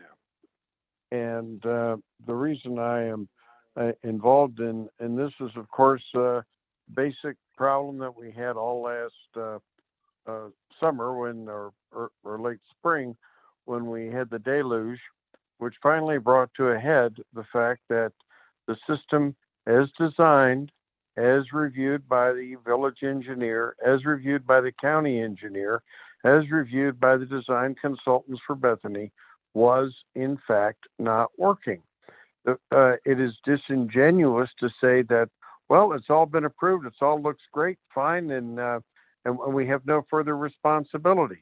That is the reason I went to great length to include in the documents I previously submitted that it doesn't make any difference if it's all been previously reviewed if it doesn't work. And I went to great lengths to include some court citations in that because I think it is relevant for this body to take a look at and consider what we asked them to do last time, which is to make sure the thing works before they do any further planning. Now, if this is part of what will make it work, that's one thing, but that is not really what has been said. And to say, well, the sisters are a little bit tired at this point and they're going to hold off another year or two or maybe more and then come back under this conditional permit? Or are they saying that they want to, if they do this, then that's the end of this conditional permit process and anything else will be a new permit that they'll be asking for, not continual revisions of this one that's been going on, which I think was one of the questions which came up in council.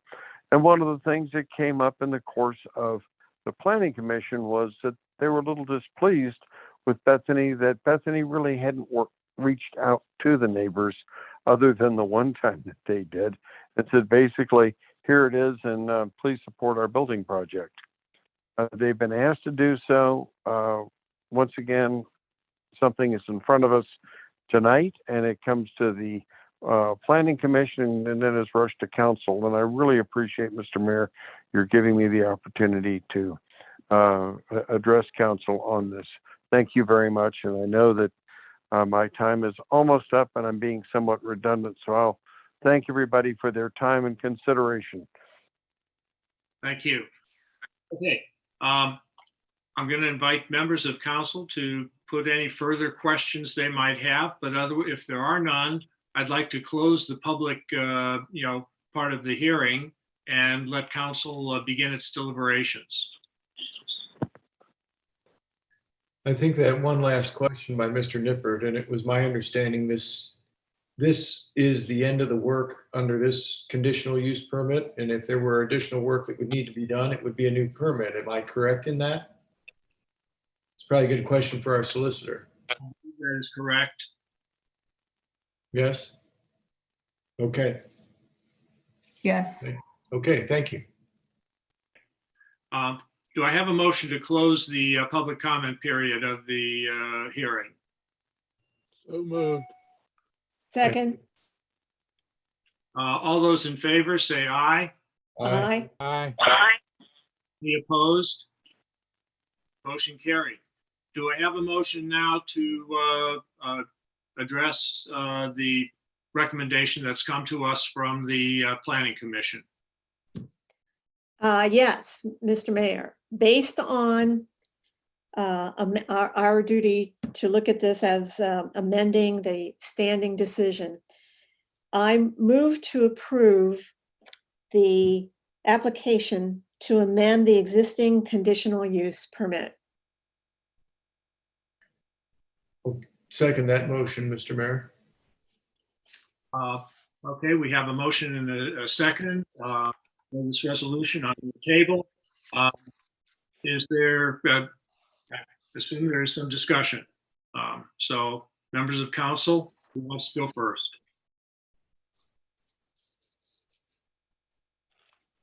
Does that mean that everybody's ready to vote?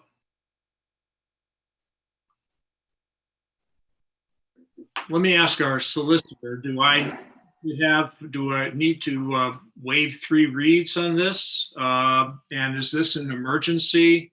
What is the effect of what we're voting on here? You can vote to approve at this time, but I would recommend that we memorialize it in a written resolution for next meeting. Okay. All right. So this will be the decision of council. Yes. We will just have it, as our solicitor said, memorialized at the next meeting. Madam Clerk, would you call the roll? For the verbal resolution, Mr. Bessel, Aye. Mr. Howeller, No. Ms. Duke, No. Ms. Masenko, Aye. Mr. Baysmith, No. Nay. thank you.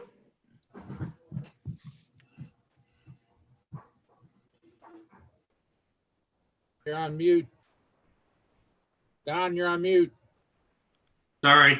Motion to approve fails. Do I have we could continue this for another month, or we can have an alternative motion to disapprove. Mr. Mayor, I would like to have another month worth of thinking about this and talking to the neighbors. Tonight was the first night that I've even heard of another revision. Mr. Mayor? Yes, Ms. Duke?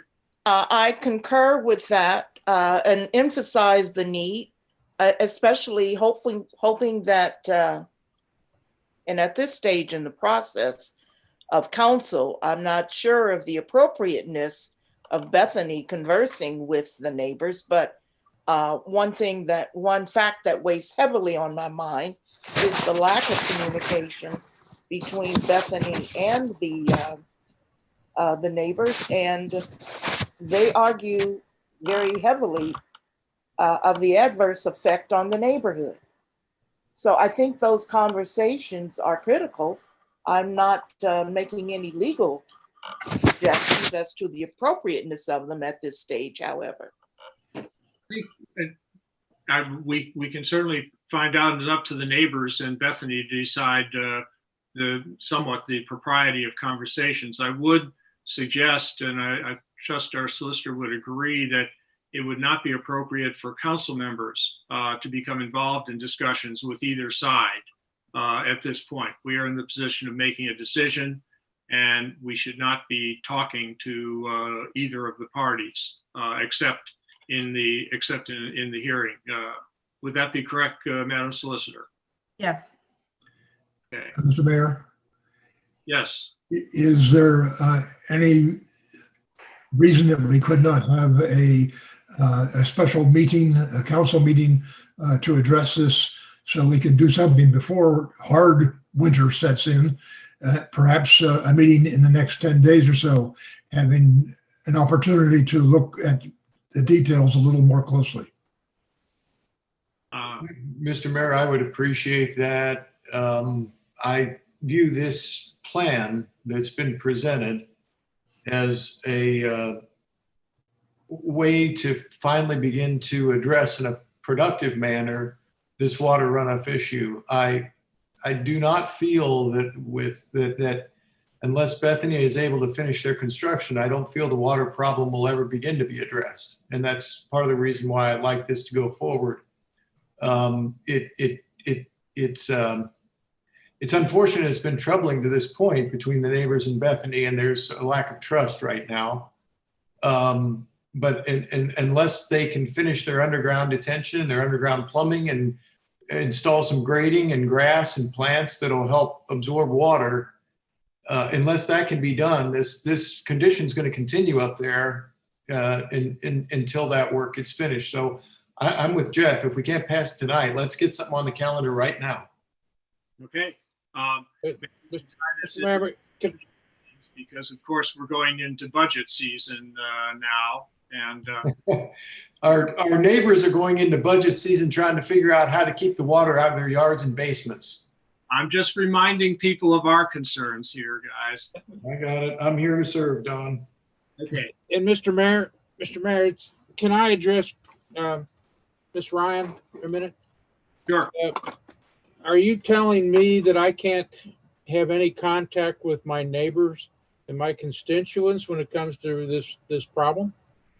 Correct. This is a administrative hearing. If you have like a rezoning, it's a legislative hearing, and it's like any policy making that you typically have before you. But in this type of situation, it's a formal zoning administrative hearing. It's subject to totally different procedures, totally different types of appeal rights. And in this particular instance, it's as if the council is acting as a judge and has to stick with whatever public open meeting procedure is going on in this context, and no other ex parte communications. All right, then I would like to make a motion that we reject this revision.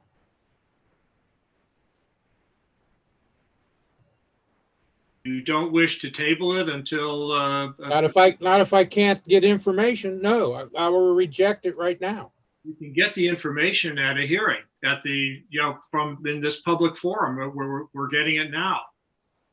Then I vote to reject it. I would make a motion to reject the revision to this whatever we've got on the table, the renovation revision. Okay. Is there a second? I'll second it, because there is a need for conversations. Rushing to make this decision, and we're still dealing with water coming down, even from the terrace side into swales, where there are some questions about whether or not they work, notwithstanding the north side or the other side, the convent side of the hill. And I think that conversations could really allay a lot of questions that Alan or I may have right now. We're looking for a way to bring this up at the December meeting. And if we push to have another council meeting in the next 2 weeks between now and Thanksgiving, the question is, would that be enough time for Bethany, and would Bethany be willing and interested to communicating with their neighbors? Is that enough time for that conversation, for those conversations to occur? And we cannot require those conversations, but obviously there needs to be some communications outside of this council meeting. It concerns me that residents are coming in the dark with this application, not knowing that it was coming up this evening. And it concerns me that we're not hearing from Mr. Castro, and that we don't have documentation about the updated inspection reports on the water problems coming off that hill. I appreciate Molly's remarks, but on the other hand, this is the point where we need expert documents. If I may, we do have written communication from our engineer, Tim Casto, that the detention system is installed and is functioning, or rather is designed to function as originally proposed and approved. And additionally, that the 3,800 square foot reduction of impervious surface with this amendment would reduce the load on that underground detention system. 2 questions. Was that communication in writing forwarded to all council members?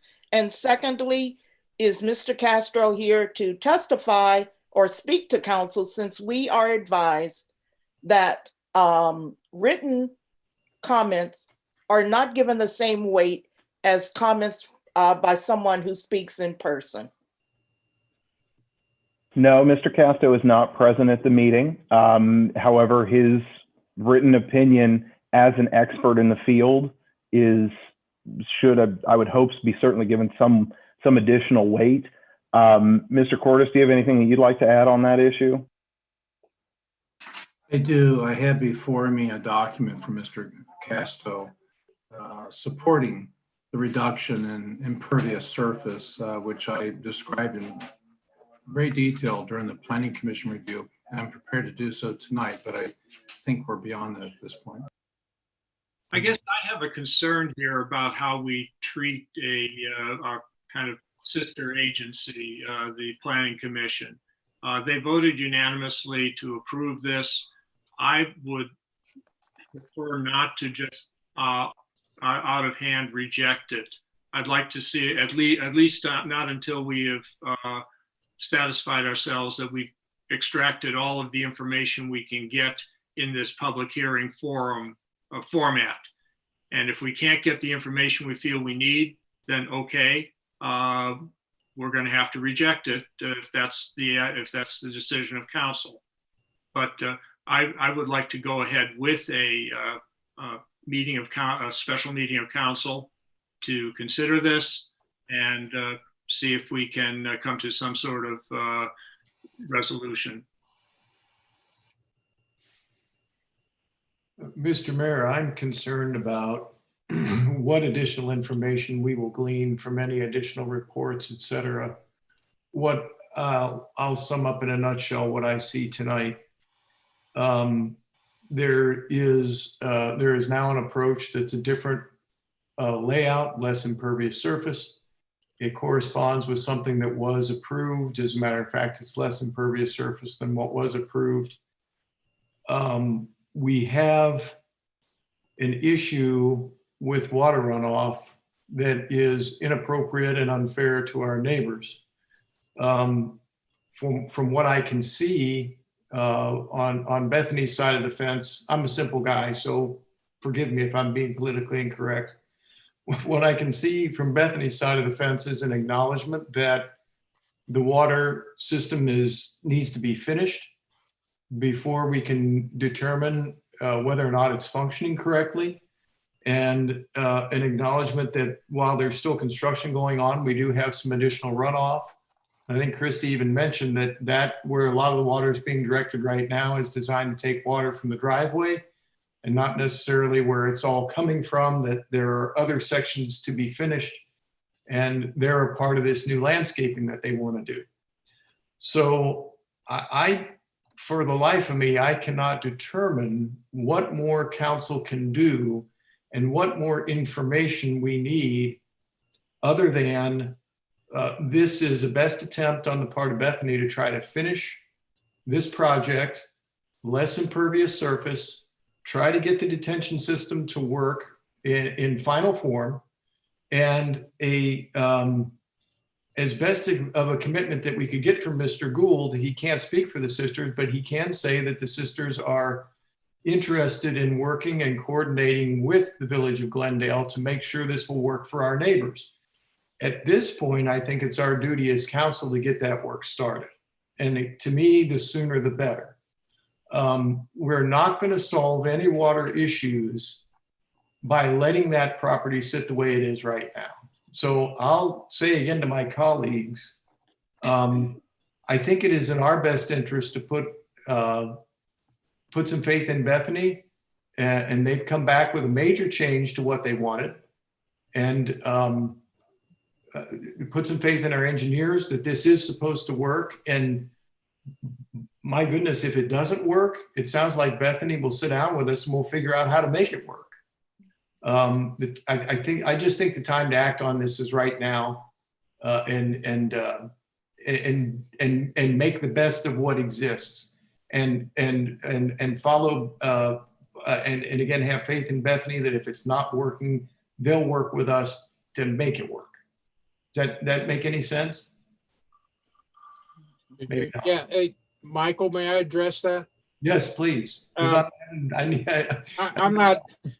Listen, I'm not trying to be hard-nosed about this, but Bethany has no reason that construction wasn't finished after we rejected the last. They should be, that still should have finished their construction. Well, they would have gone back to a multi-purpose building, Alan, with No, some they wouldn't have. patio thing. That was rejected. They could have graded that out there and seeded it last spring after they lost that, and we'd have had the impervious water that they didn't do. Mm-hmm. So I don't have the trust or the faith that Ms. Boron and Mr. Gould will give us guarantees that they can sustain. I'm not worried about, I worry about the neighbors who have had 4 years of water in their basements, of having their lives disrupted so that the school gets something, a new building or what have you, and at what cost to our neighbors. And I don't have, I have no objection about the school being important. It's not that so much.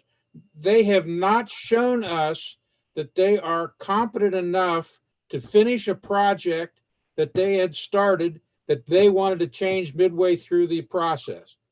And so I'm sorry, I don't have the faith that you do, that they will actually step up to the plate, and when it's all done, and if it doesn't work, pay for it, instead of just saying, oh, well, your pipes aren't big enough. The pipes were big enough before they started this process. I'm sorry, they are responsible for 4 years worth of family interruptions to their neighbors because of this project. I would like to see it finished also, but I'm not prepared not to talk to my neighbors to make a decision whether to accept or reject this. I had a motion on the floor that we reject it, and Ms. Duke has seconded that. So I would like to call the question. Let's vote on it right now. Okay, we can vote on it. I've got one more question. How do we get this situation rectified if they can't start putting shovels in the dirt and get some more pipe underground and get this finished? How do we solve the problem if we don't let them move in some fashion? That's their problem. Okay. Mr. Mike. Yes. one start, of course, they tried and walked along this path before, is to talk to the neighbors. We have heard 3 or 4 neighbors saying that there's been no conversation about this patio. And several of them weren't even sure they were going to speak this evening. Why is council, and Lord knows I am sensitive to the need to level the ground and get it graded before it gets very cold. But the sheer task, the sheer function of speaking to the neighbors is what we're looking for here. And that's missing. I agree. Ms. Duke. I can't rush through this. Yes. If they can't speak with the neighbors, how can we rush through this? Okay, Ms. Duke, I understand that. And if I had my druthers and were king for a day and could wave a magic wand, I'd pull all the blacktop all the way back to the gymnasium that was built 10 years ago. I can't do that. I want to solve a problem that exists today for the neighbors as quickly as possible. That's my motivation here. I understand all the past sins, but my motivation here is to try to solve a problem that exists right now, today. We can't pull the old blacktop back up. We can't make them, talk to the neighbors. I guess we could do that, but maybe this is a beginning where we start the process and they do speak with the neighbors. I did not hear the neighbors say that they disagree with the patio necessarily. I heard the neighbors say they want the water problem stopped. You can't solve that problem until some construction happens to solve the water problem. And no amount of discussion is going to help it. So that's where I'm coming from. Now, Alan wants to call the question. Let's do it. Well, if I may just say that I think conversation is futile, a waste of time after council votes to approve. Now, you want to get spade in the ground, so to speak, shovel in the ground, vote this, and then you're through with it. Or you can get the responses up front, get the changes and the commitments in the works, and then vote to approve or reject. So I will still vote no. If I may, Bethany proposed Plan A, which we did reject. They're proposing Plan B, which we are considering rejecting. And so could they present Plan C and then Plan D and then Plan E? We will never get to the point where we are satisfied until they are allowed to complete the construction to see if it works, because they are claiming, and the engineers claim, that it will now work. I don't want to reject it, but I did propose that we address this again very quickly in a special council meeting if we do not reject it this evening or accept it. Okay, let's call the roll on this one, Madam Clerk. This is the motion to reject the application. Okay. The motion to reject the application. Mr. Bessel. No. Mr. Howeller. Yes. Ms. Duke. Yes. Ms. Masenko. No. Mr. Baysmith. I don't want to reject it. No. Thank you. That motion is. Do I have a opportunity? Can we set up? Is there an appetite to set up a meeting where we can discuss this further with neighbors and with Bethany, all in the same room? That's the only problem here. Is we can't be discussing these things separately with one side or the other, but we can certainly have at a formal hearing meeting a discussion where each side gets to hear what the other one is telling us, and we get information that we want.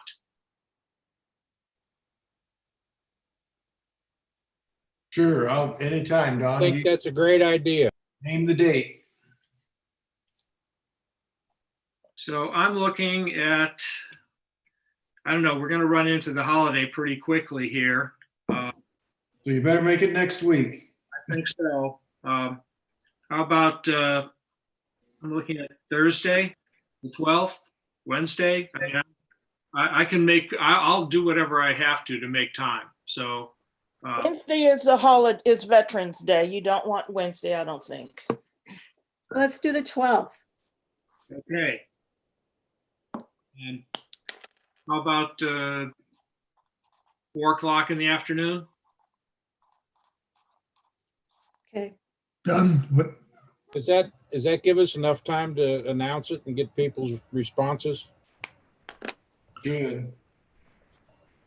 Look, we're gonna have to move quickly on this. People are gonna have to move quickly. I think everybody involved, first of all, is very knowledgeable about the problem and how they feel, and they are very motivated. So, yeah, I think there's enough time. If I may, Mayor, as the Zoom czar, yeah. It seems. Can we, now that we have some of the neighbors have been present in this meeting, Bethany is present in this meeting, can we go ahead and set a firm deadline for speakers to register in advance of the meeting? Because, quite frankly, admitting folks halfway through a meeting is cumbersome at best. So is there perhaps on Tuesday or Wednesday that we could set a time now publicly that, we wouldn't have to rely on the public notice to reach everyone? We can just do it now in the meeting. Well, we still have to post it. Yeah. Well, that's correct. We'll post it. Unfortunately, though, even as it's posted, that does sometimes create issues where folks don't sign up in time, and we're still left administratively unsure whether they should be admitted or not. Tell me this, is Veterans Day a village holiday? Wally, David? No. Negative. It's a work day, so we can legitimately set the deadline as what, or close of business on Wednesday? 4:30 p.m. on November 11th? Yes. Is that okay? That works for me. Okay. And can you also post it in the village newsletter this Friday? Yes, notices so that will people be have 2 or 3 days notice. notices will be running it well in advance. All right. So we will post a notice of a special meeting of council for November 12th at 4 o'clock to continue our discussion of the Bethany application. Do we need anything? Do we need to say anything else here? Do we need a special motion to continue this, or is that going to work? Is that okay? Mayor, I'd recommend having a motion to continue it until that date. Okay, do I have a motion to continue the hearing on the Bethany application until November 12th o'clock? So Mr. moved. Mayor, I'm just wondering if we in some way could suspend the public hearing and step outside of the confines of the formalities of the public hearing. I heard you speak of having a conversation without all of the requirements and rigors. And I'm just wondering if we can do that on Thursday without being bound by the strict requirements of a public hearing. Well, actually, this has been a public hearing, and I think this has been anything but strict and rigorous. I agree, Don. I think it's the antithesis of strict and rigorous. And, we've had opportunity to raise questions with people. We can reopen the public hearing section so we can have some dialogue there. The only thing that we can't do is have secret meetings with one side or the other. Otherwise, we can talk. If it's okay, if this format works for Bethany and the residents, then it's fine with me. I would ask the village administrator, though, to provide the engineer's documents to all of council. I, for one, did not receive them. We'll do so. Sent to any council person I was going to give testimony of it and read it, but I will send it to you in hard copy. Okay. So we have a motion, and do we have a second? Did we get a second on the motion? Okay, Becky says no. Who's going to second the motion to continue? So moved. Or I might have made the motion to continue. You did motion it, so you can't second your own. Okay, so who's seconding it? I'll second. Okay. All those in, let's see. Madam Clerk, call the roll. Okay, for the motion to, what are we doing? Suspending conversation until the 12th of November at 4 o'clock. Mr. Bessel. Aye. Mr. Howeller. Aye. Ms. Duke. Aye. Ms. Masenko. Aye. Mr. Baysmith. Yeah. Aye. Thank you.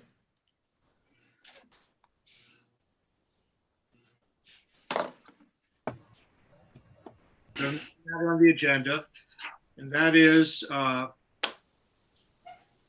appeal hearing Betsy Jones of 1079 Church Avenue for replacement of 6 windows. Applicant requested the replacement of 3 existing front of the house 2/2 windows and 3 rear of the house 1/1 windows with all 1/1 windows. GPHC approved the replacement request with the condition that the applicant may replace the windows provided the current glass mullion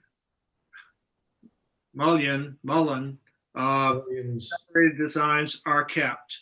And this is an appeal from that decision. I would invite Ms. Jones to come forward and speak on behalf of her appeal. Can't hear you. Muted. Can't hear. We can't hear.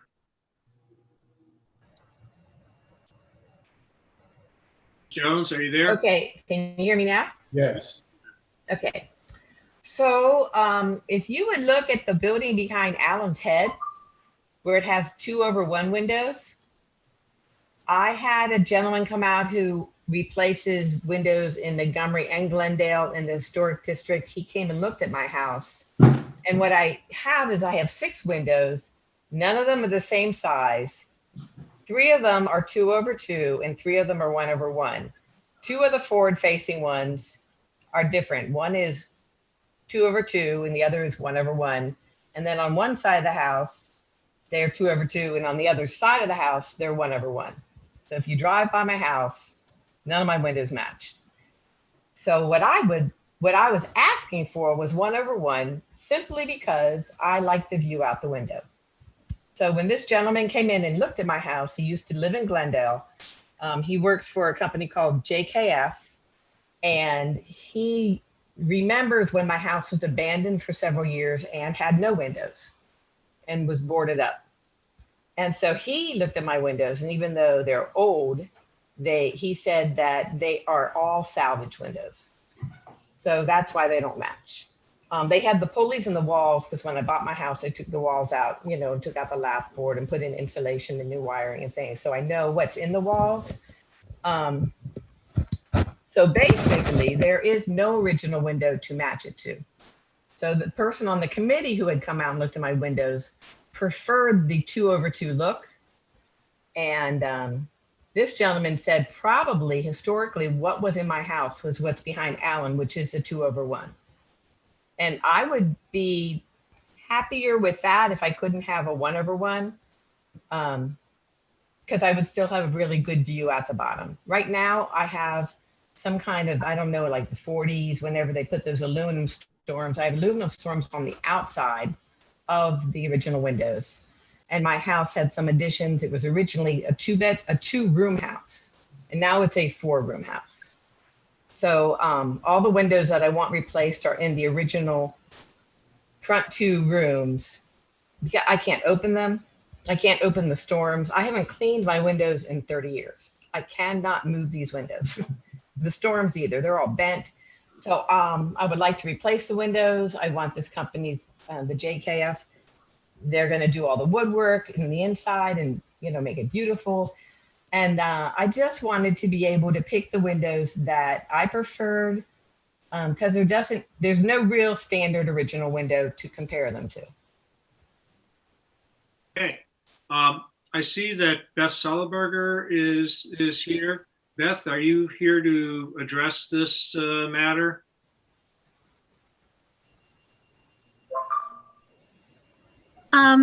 I think the appeal is just based on the record.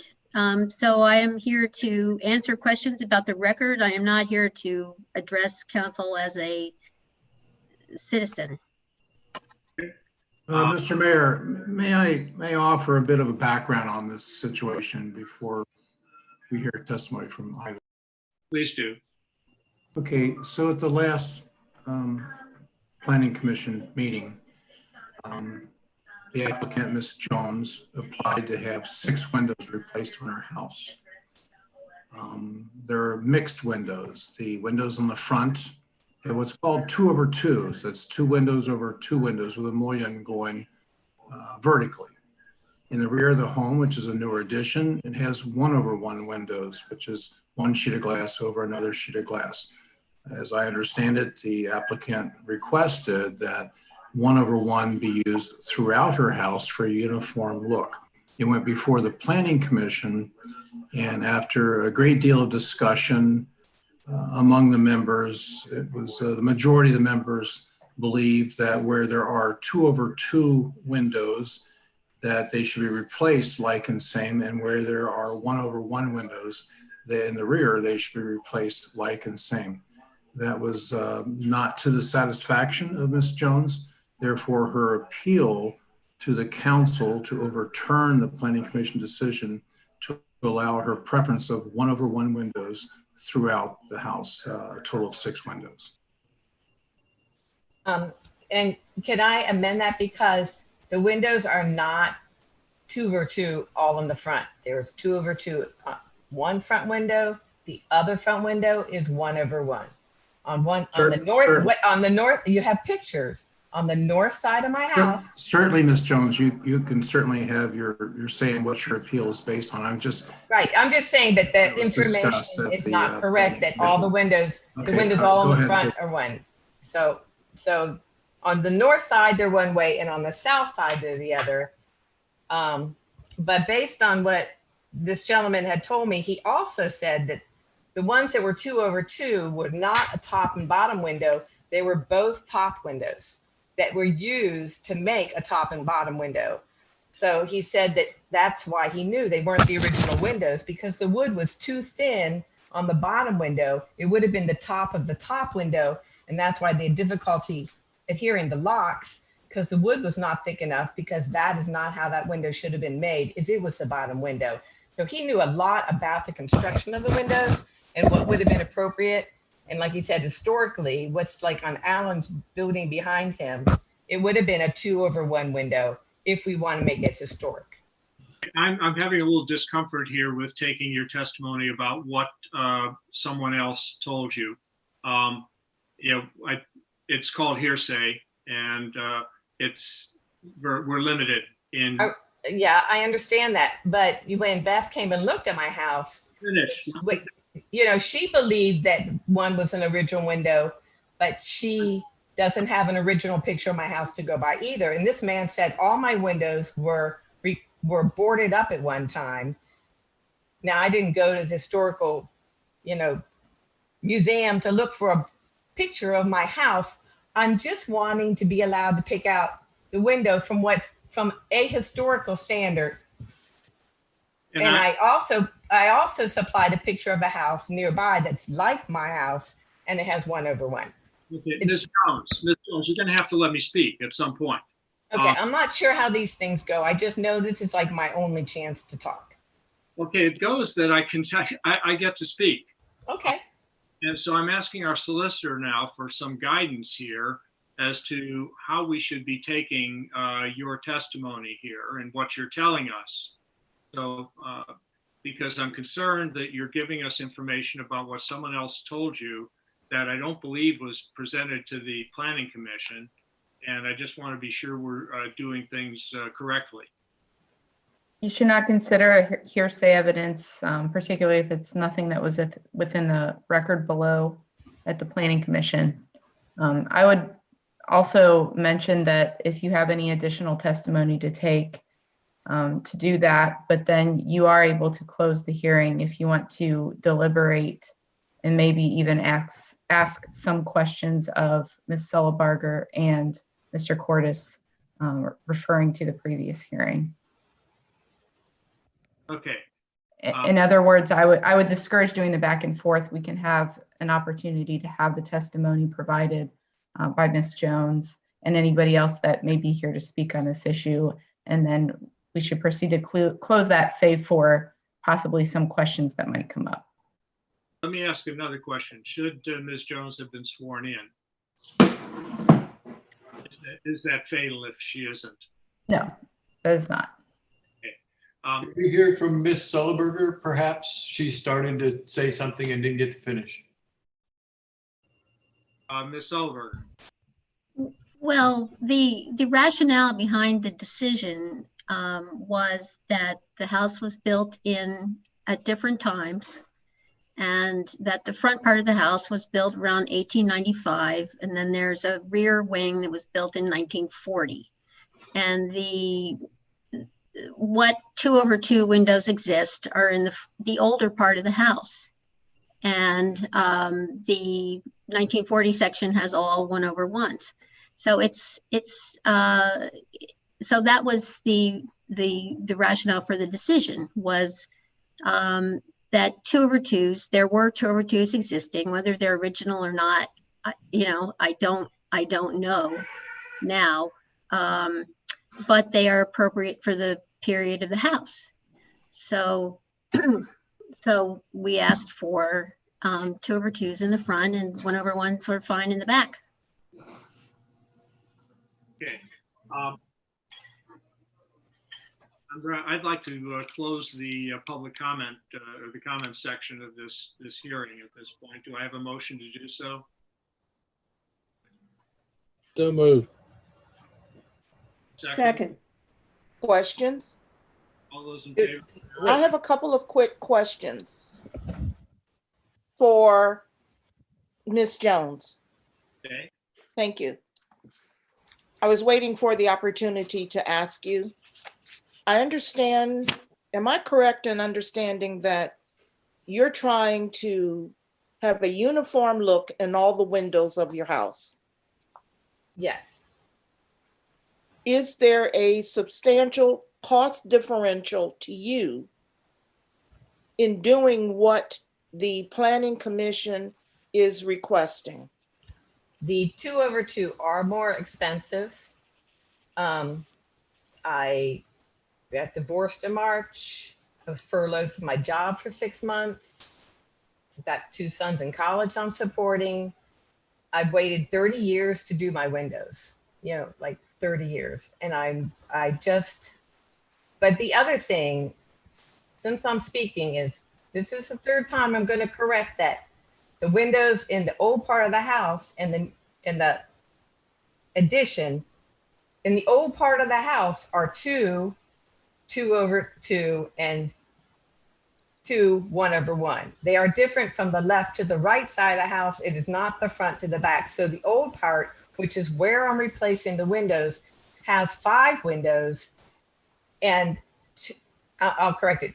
3 are 2/2 and 2 are 1/1. And then one of the replacement is in the bathroom, which faces forward. That's a 1/1, but it's still an old window because it has the pulleys. So I was just asking if you're trying to put in all the same kind of windows. That's my only question. Because they're different from the left to the right side of my house. If you sit in a room, you look to the left, it's a 1 window. You look to the right, it's a different window in every room. And they're all different sizes too. Thank you. Are the pictures there? Do you guys have the pictures? Does David have them from? Sure. Thank you. Yeah. Okay. Before we vote on Ms. Masenko? Just one point, one question. one point, Ms. Jones, I looked in the archives at Glendale Heritage Preservation, and there are no photos of your home. There are none. And so my question is to Beth. Beth, if the commission had proof somehow that the windows that are currently in Ms. Jones' house are all salvaged, would that have made a difference in the decision for like and same and historical quality? Is that a new piece of information that makes a difference? It is a new piece of information. I, as an individual, cannot speak, as to whether the commission would have decided differently. In any case, 2/2s are appropriate for a house of that period and size. And to me, it isn't a necessity to have uniform windows in a single house, because different windows can reflect the fact that the different parts of the house were built at different times. So it can be a reflection of the history of the house. But the front room has 3 different windows. The front room, built all at the same time, has 3 different windows. Yes. I'm going to have to ask you, I'll have to ask Mr. Lumsden to mute you if you don't stop interrupting. Okay? All right. I'll ask you the question. You have every right to answer. Next, any other questions? Okay. Do I have a motion to close the public comment period of this hearing? So moved. Second. All those in favor say aye. Aye. At this point, only the council people speak.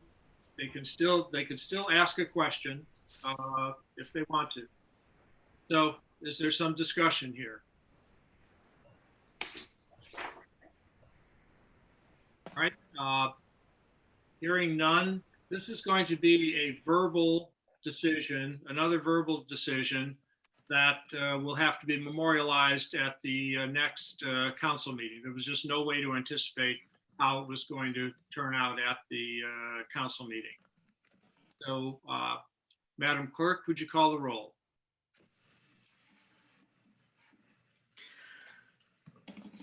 For the verbal resolution, Mr. Bessel.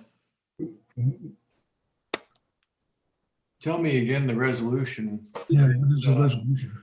Or we don't, okay. I guess I need a motion for one way or the other, either to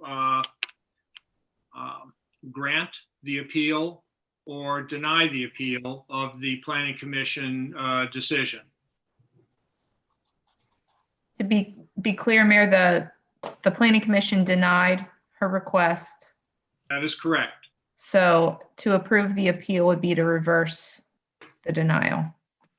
So I think we need to make sure we've got that clear before we proceed.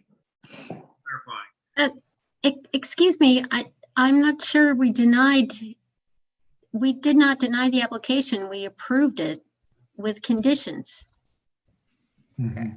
We did not prevent her from replacing her windows.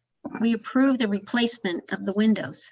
There is a Planning Commission decision that I read out at the beginning here that said what she could do with respect to her windows.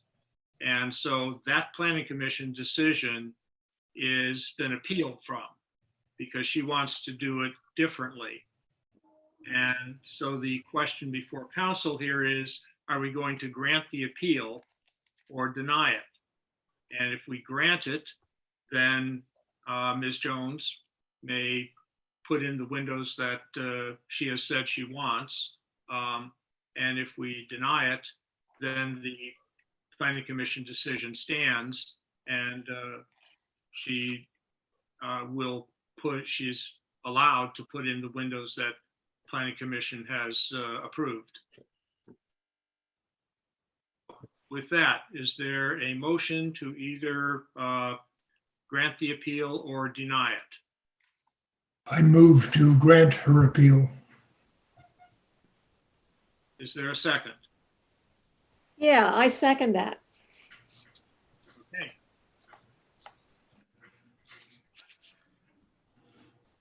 Mr. Mayor, can I speak during discussion, please, when you have a moment? Go ahead. I think it's important. It's not quite as simple as you may have described it all. I appreciate that. I think the Planning Commission was very specific on the brand of windows, the interior to be wood, the outside to be clad. And the only issue, not the windows so much, but the glass, 2/2 or 1/1. So possibly the motion you're making is to allow 1/1 versus the combination of 2/2 and 1/1, but to use the same brand and style of windows that were approved by the Planning Commission. Okay, thank you for that clarification. Who made, Alan, did you make the who made the motion? Mr. Baysmith. Okay, Jeff, do you accept that amendment that we are in your motion to deny? She is still required to comply with all aspects of the Planning Commission decision, except that we may use 1/1, for her replacement windows.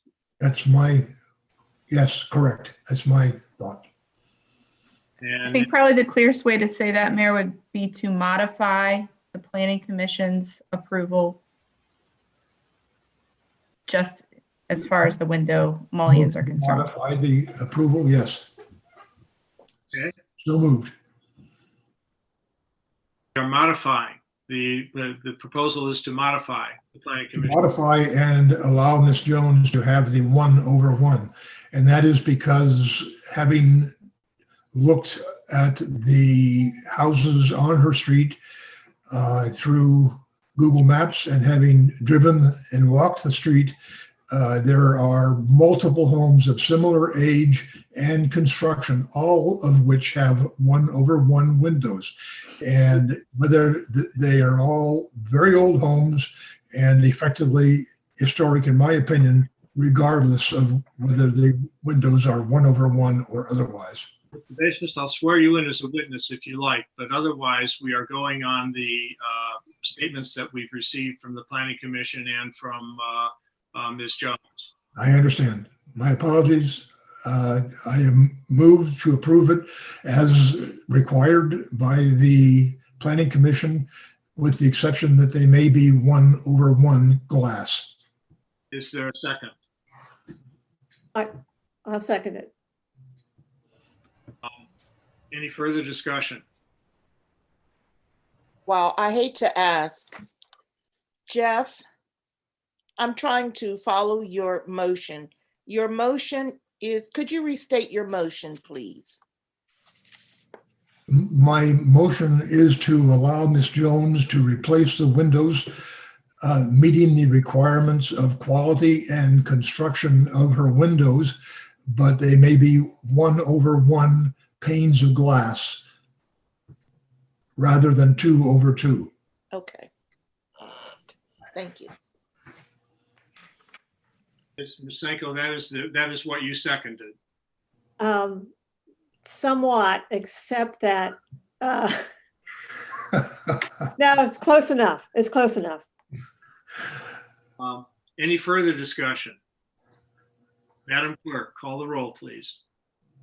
To modify the Planning Commission approval, Mr. Bessel. No, I prefer to stick with what the Planning Commission has said. Okay, Mr. Howeller. No. Ms. Duke. Aye. Ms. Masenko. Yes. Mr. Baysmith. Aye. Thank you. Okay. Motion carried. The Planning Commission decision is modified by council. Okay. Thank you.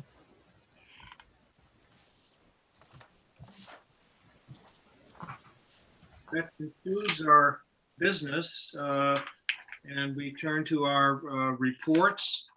The first of which is the mayor's report, which I'm going to keep as brief as I possibly can. No births. Yes, we're going to hold for a time when we can meet in person. I'll just run quickly over some other things here. We had 2 Halloween events, trunk and treat at Washington Park, and Halloween trick-or-treating on the 31st, both of which went very successfully, and everyone seemed to have a good time. The water main on Sharon Avenue, they have finished boring underneath the railroad tracks now, so we now have one line there, and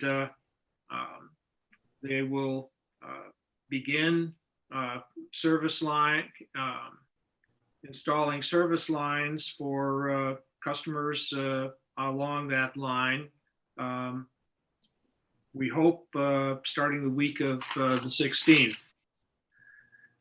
With regard to the parking lot, which is part of the Quiet Zone project, trees and shrubs have been planted on the islands in the parking lot. Lights will be installed, and the lights have actually been installed, but they don't work yet, and that's because they need to be hooked up, and there's a little conflict with the water project, so they have to work out, they have to get the water project done before the lights can be, the electricity can be run. And we've had some little libraries sprouting up all over the village, courtesy of our scouts, and they're looking great. We just did one at Harry Whiting Brown at the Scout House, and we're this Tuesday, tomorrow, we're going to do another one at the police department.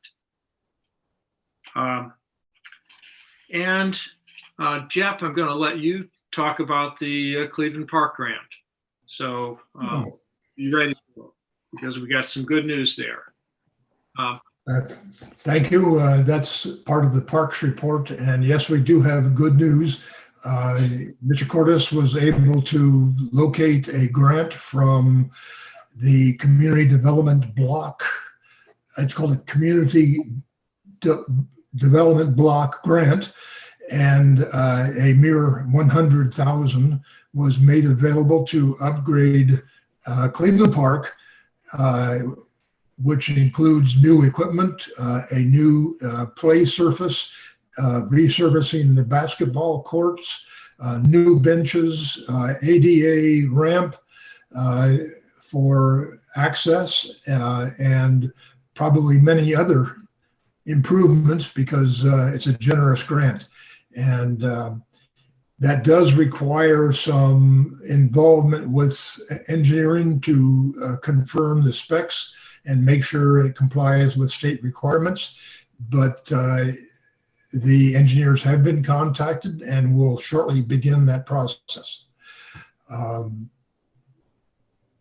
It looks like come spring, we'll have a very elegant playground that all of us will want to enjoy.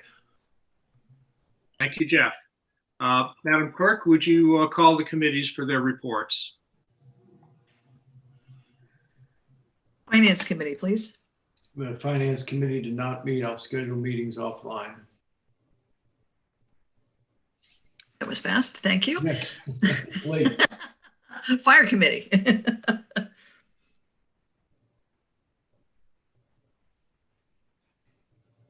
Nancy?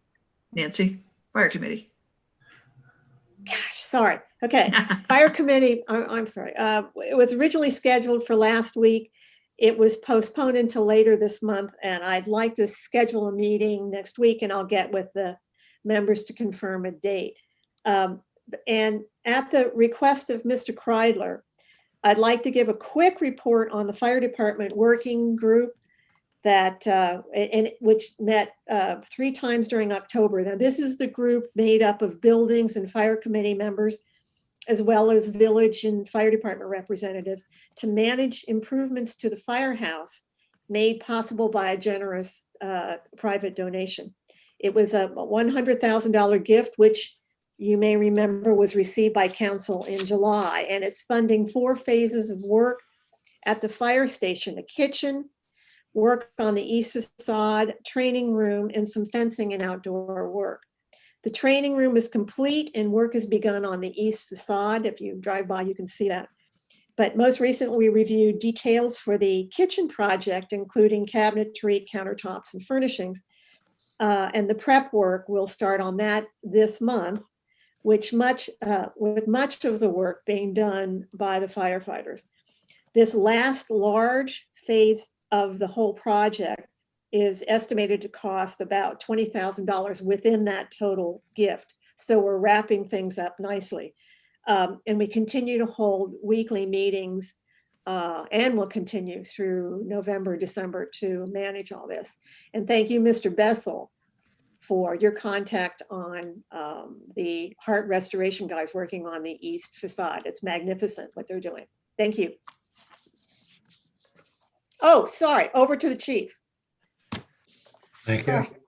I sent out our report, emailed it out today.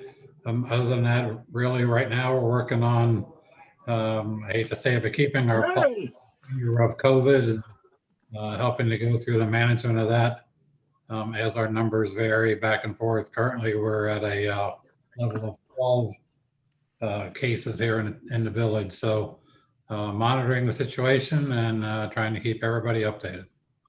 Thanks. Thank you. Laws and claims, please.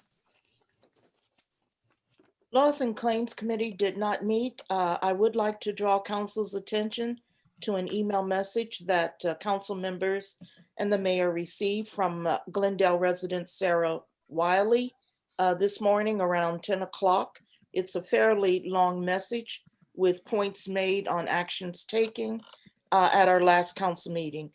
I'll not go into her message in detail, but I would ask that you read it over carefully and give it some further thought.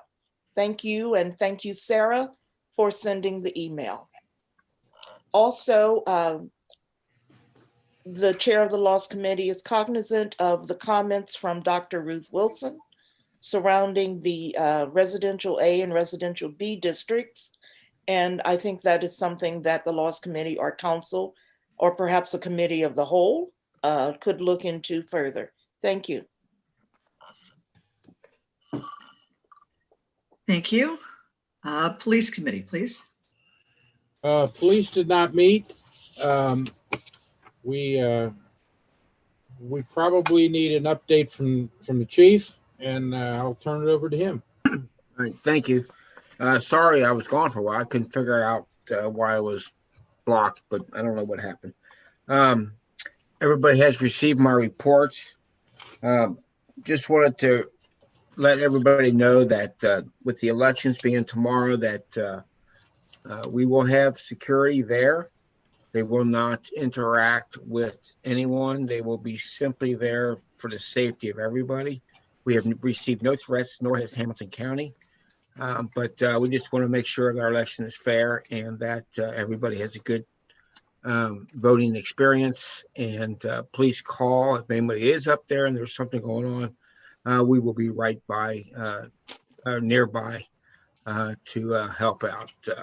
That being said, again, tomorrow at 3 o'clock is the dedication of the library at the police station. I'm pretty excited about that. It's a really nice project that has, came up in the village, and reading is important to these kids, and it makes me really proud that these folks are doing this. So we'll be there at 3 o'clock if anybody wants to join for the celebration. And that's all I have. Thank you. Thank you. Jeff, did you have anything to add to the recreation and playgrounds? To recreation playground? No, I think we covered that thoroughly. Great. Thank you. I wasn't sure if you needed a meeting scheduled. Streets, public improvement, and lights.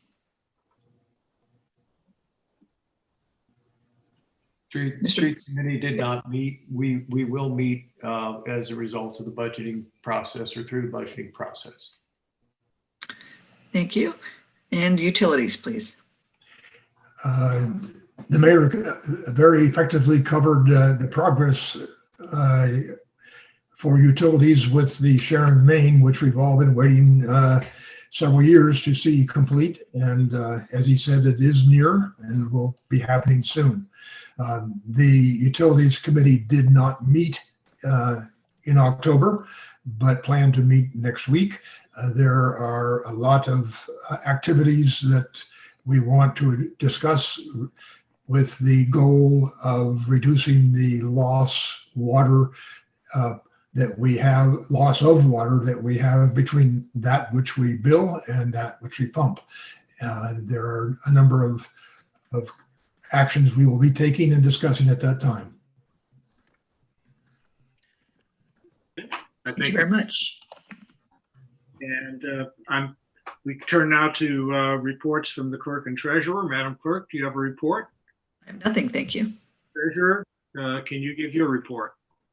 Yeah, so I've got two items. One, I forwarded the information on our investments for month of October. Also gave you a copy of how we did last year for comparison. So we brought in like $22,000 less than our investments than last year, and it's probably going to get worse before the end of the year. So as we go into the budget season, we'll have to take a look at that. I provided Mike already some insight on what I think we're going to be getting from our returns next year. So we'll have to take that into account.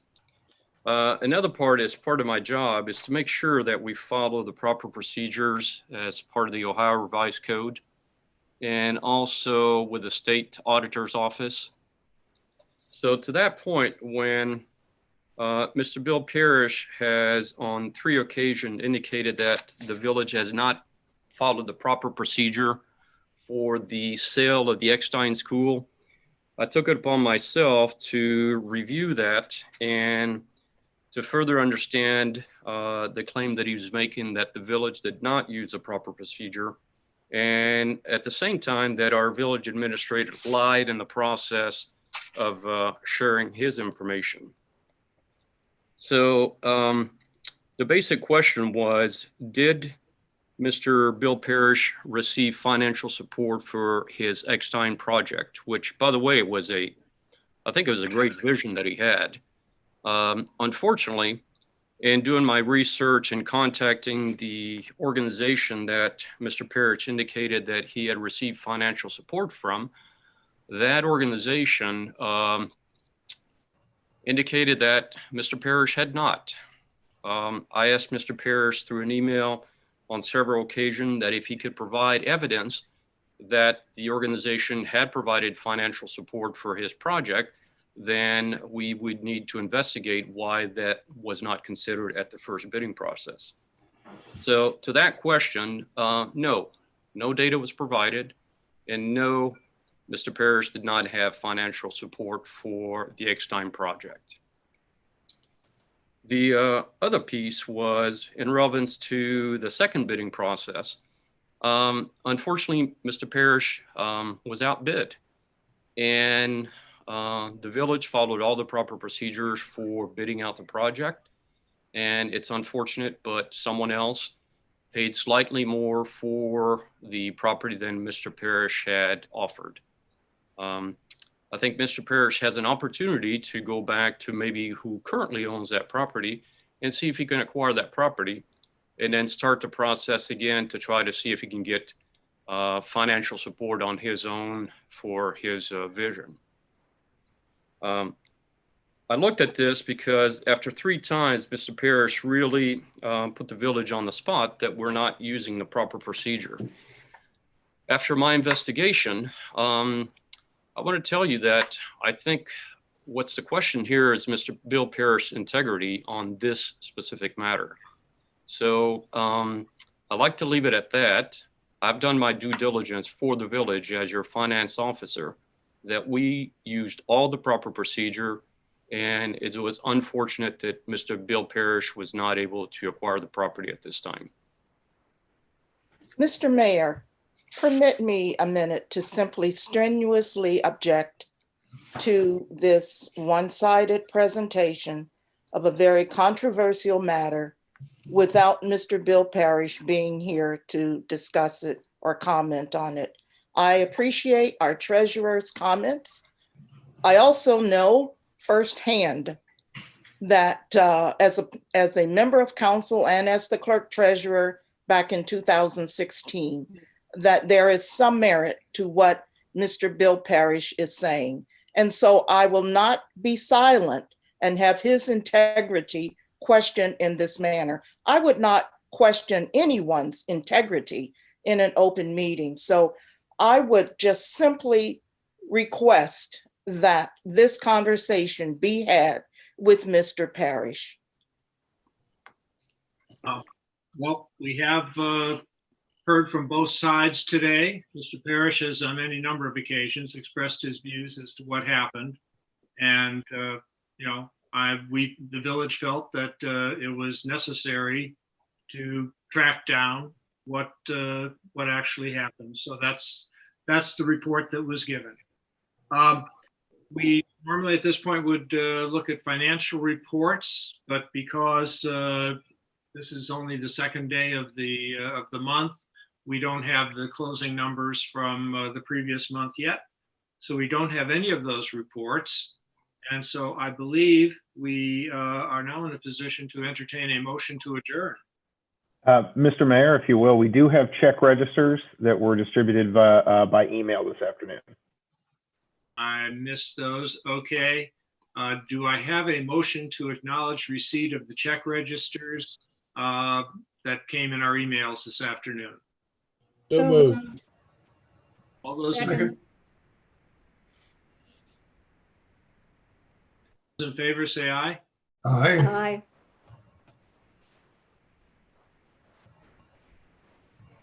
I will entertain a motion to adjourn. So moved. Is there a second? Second. All those in favor? Aye. Aye.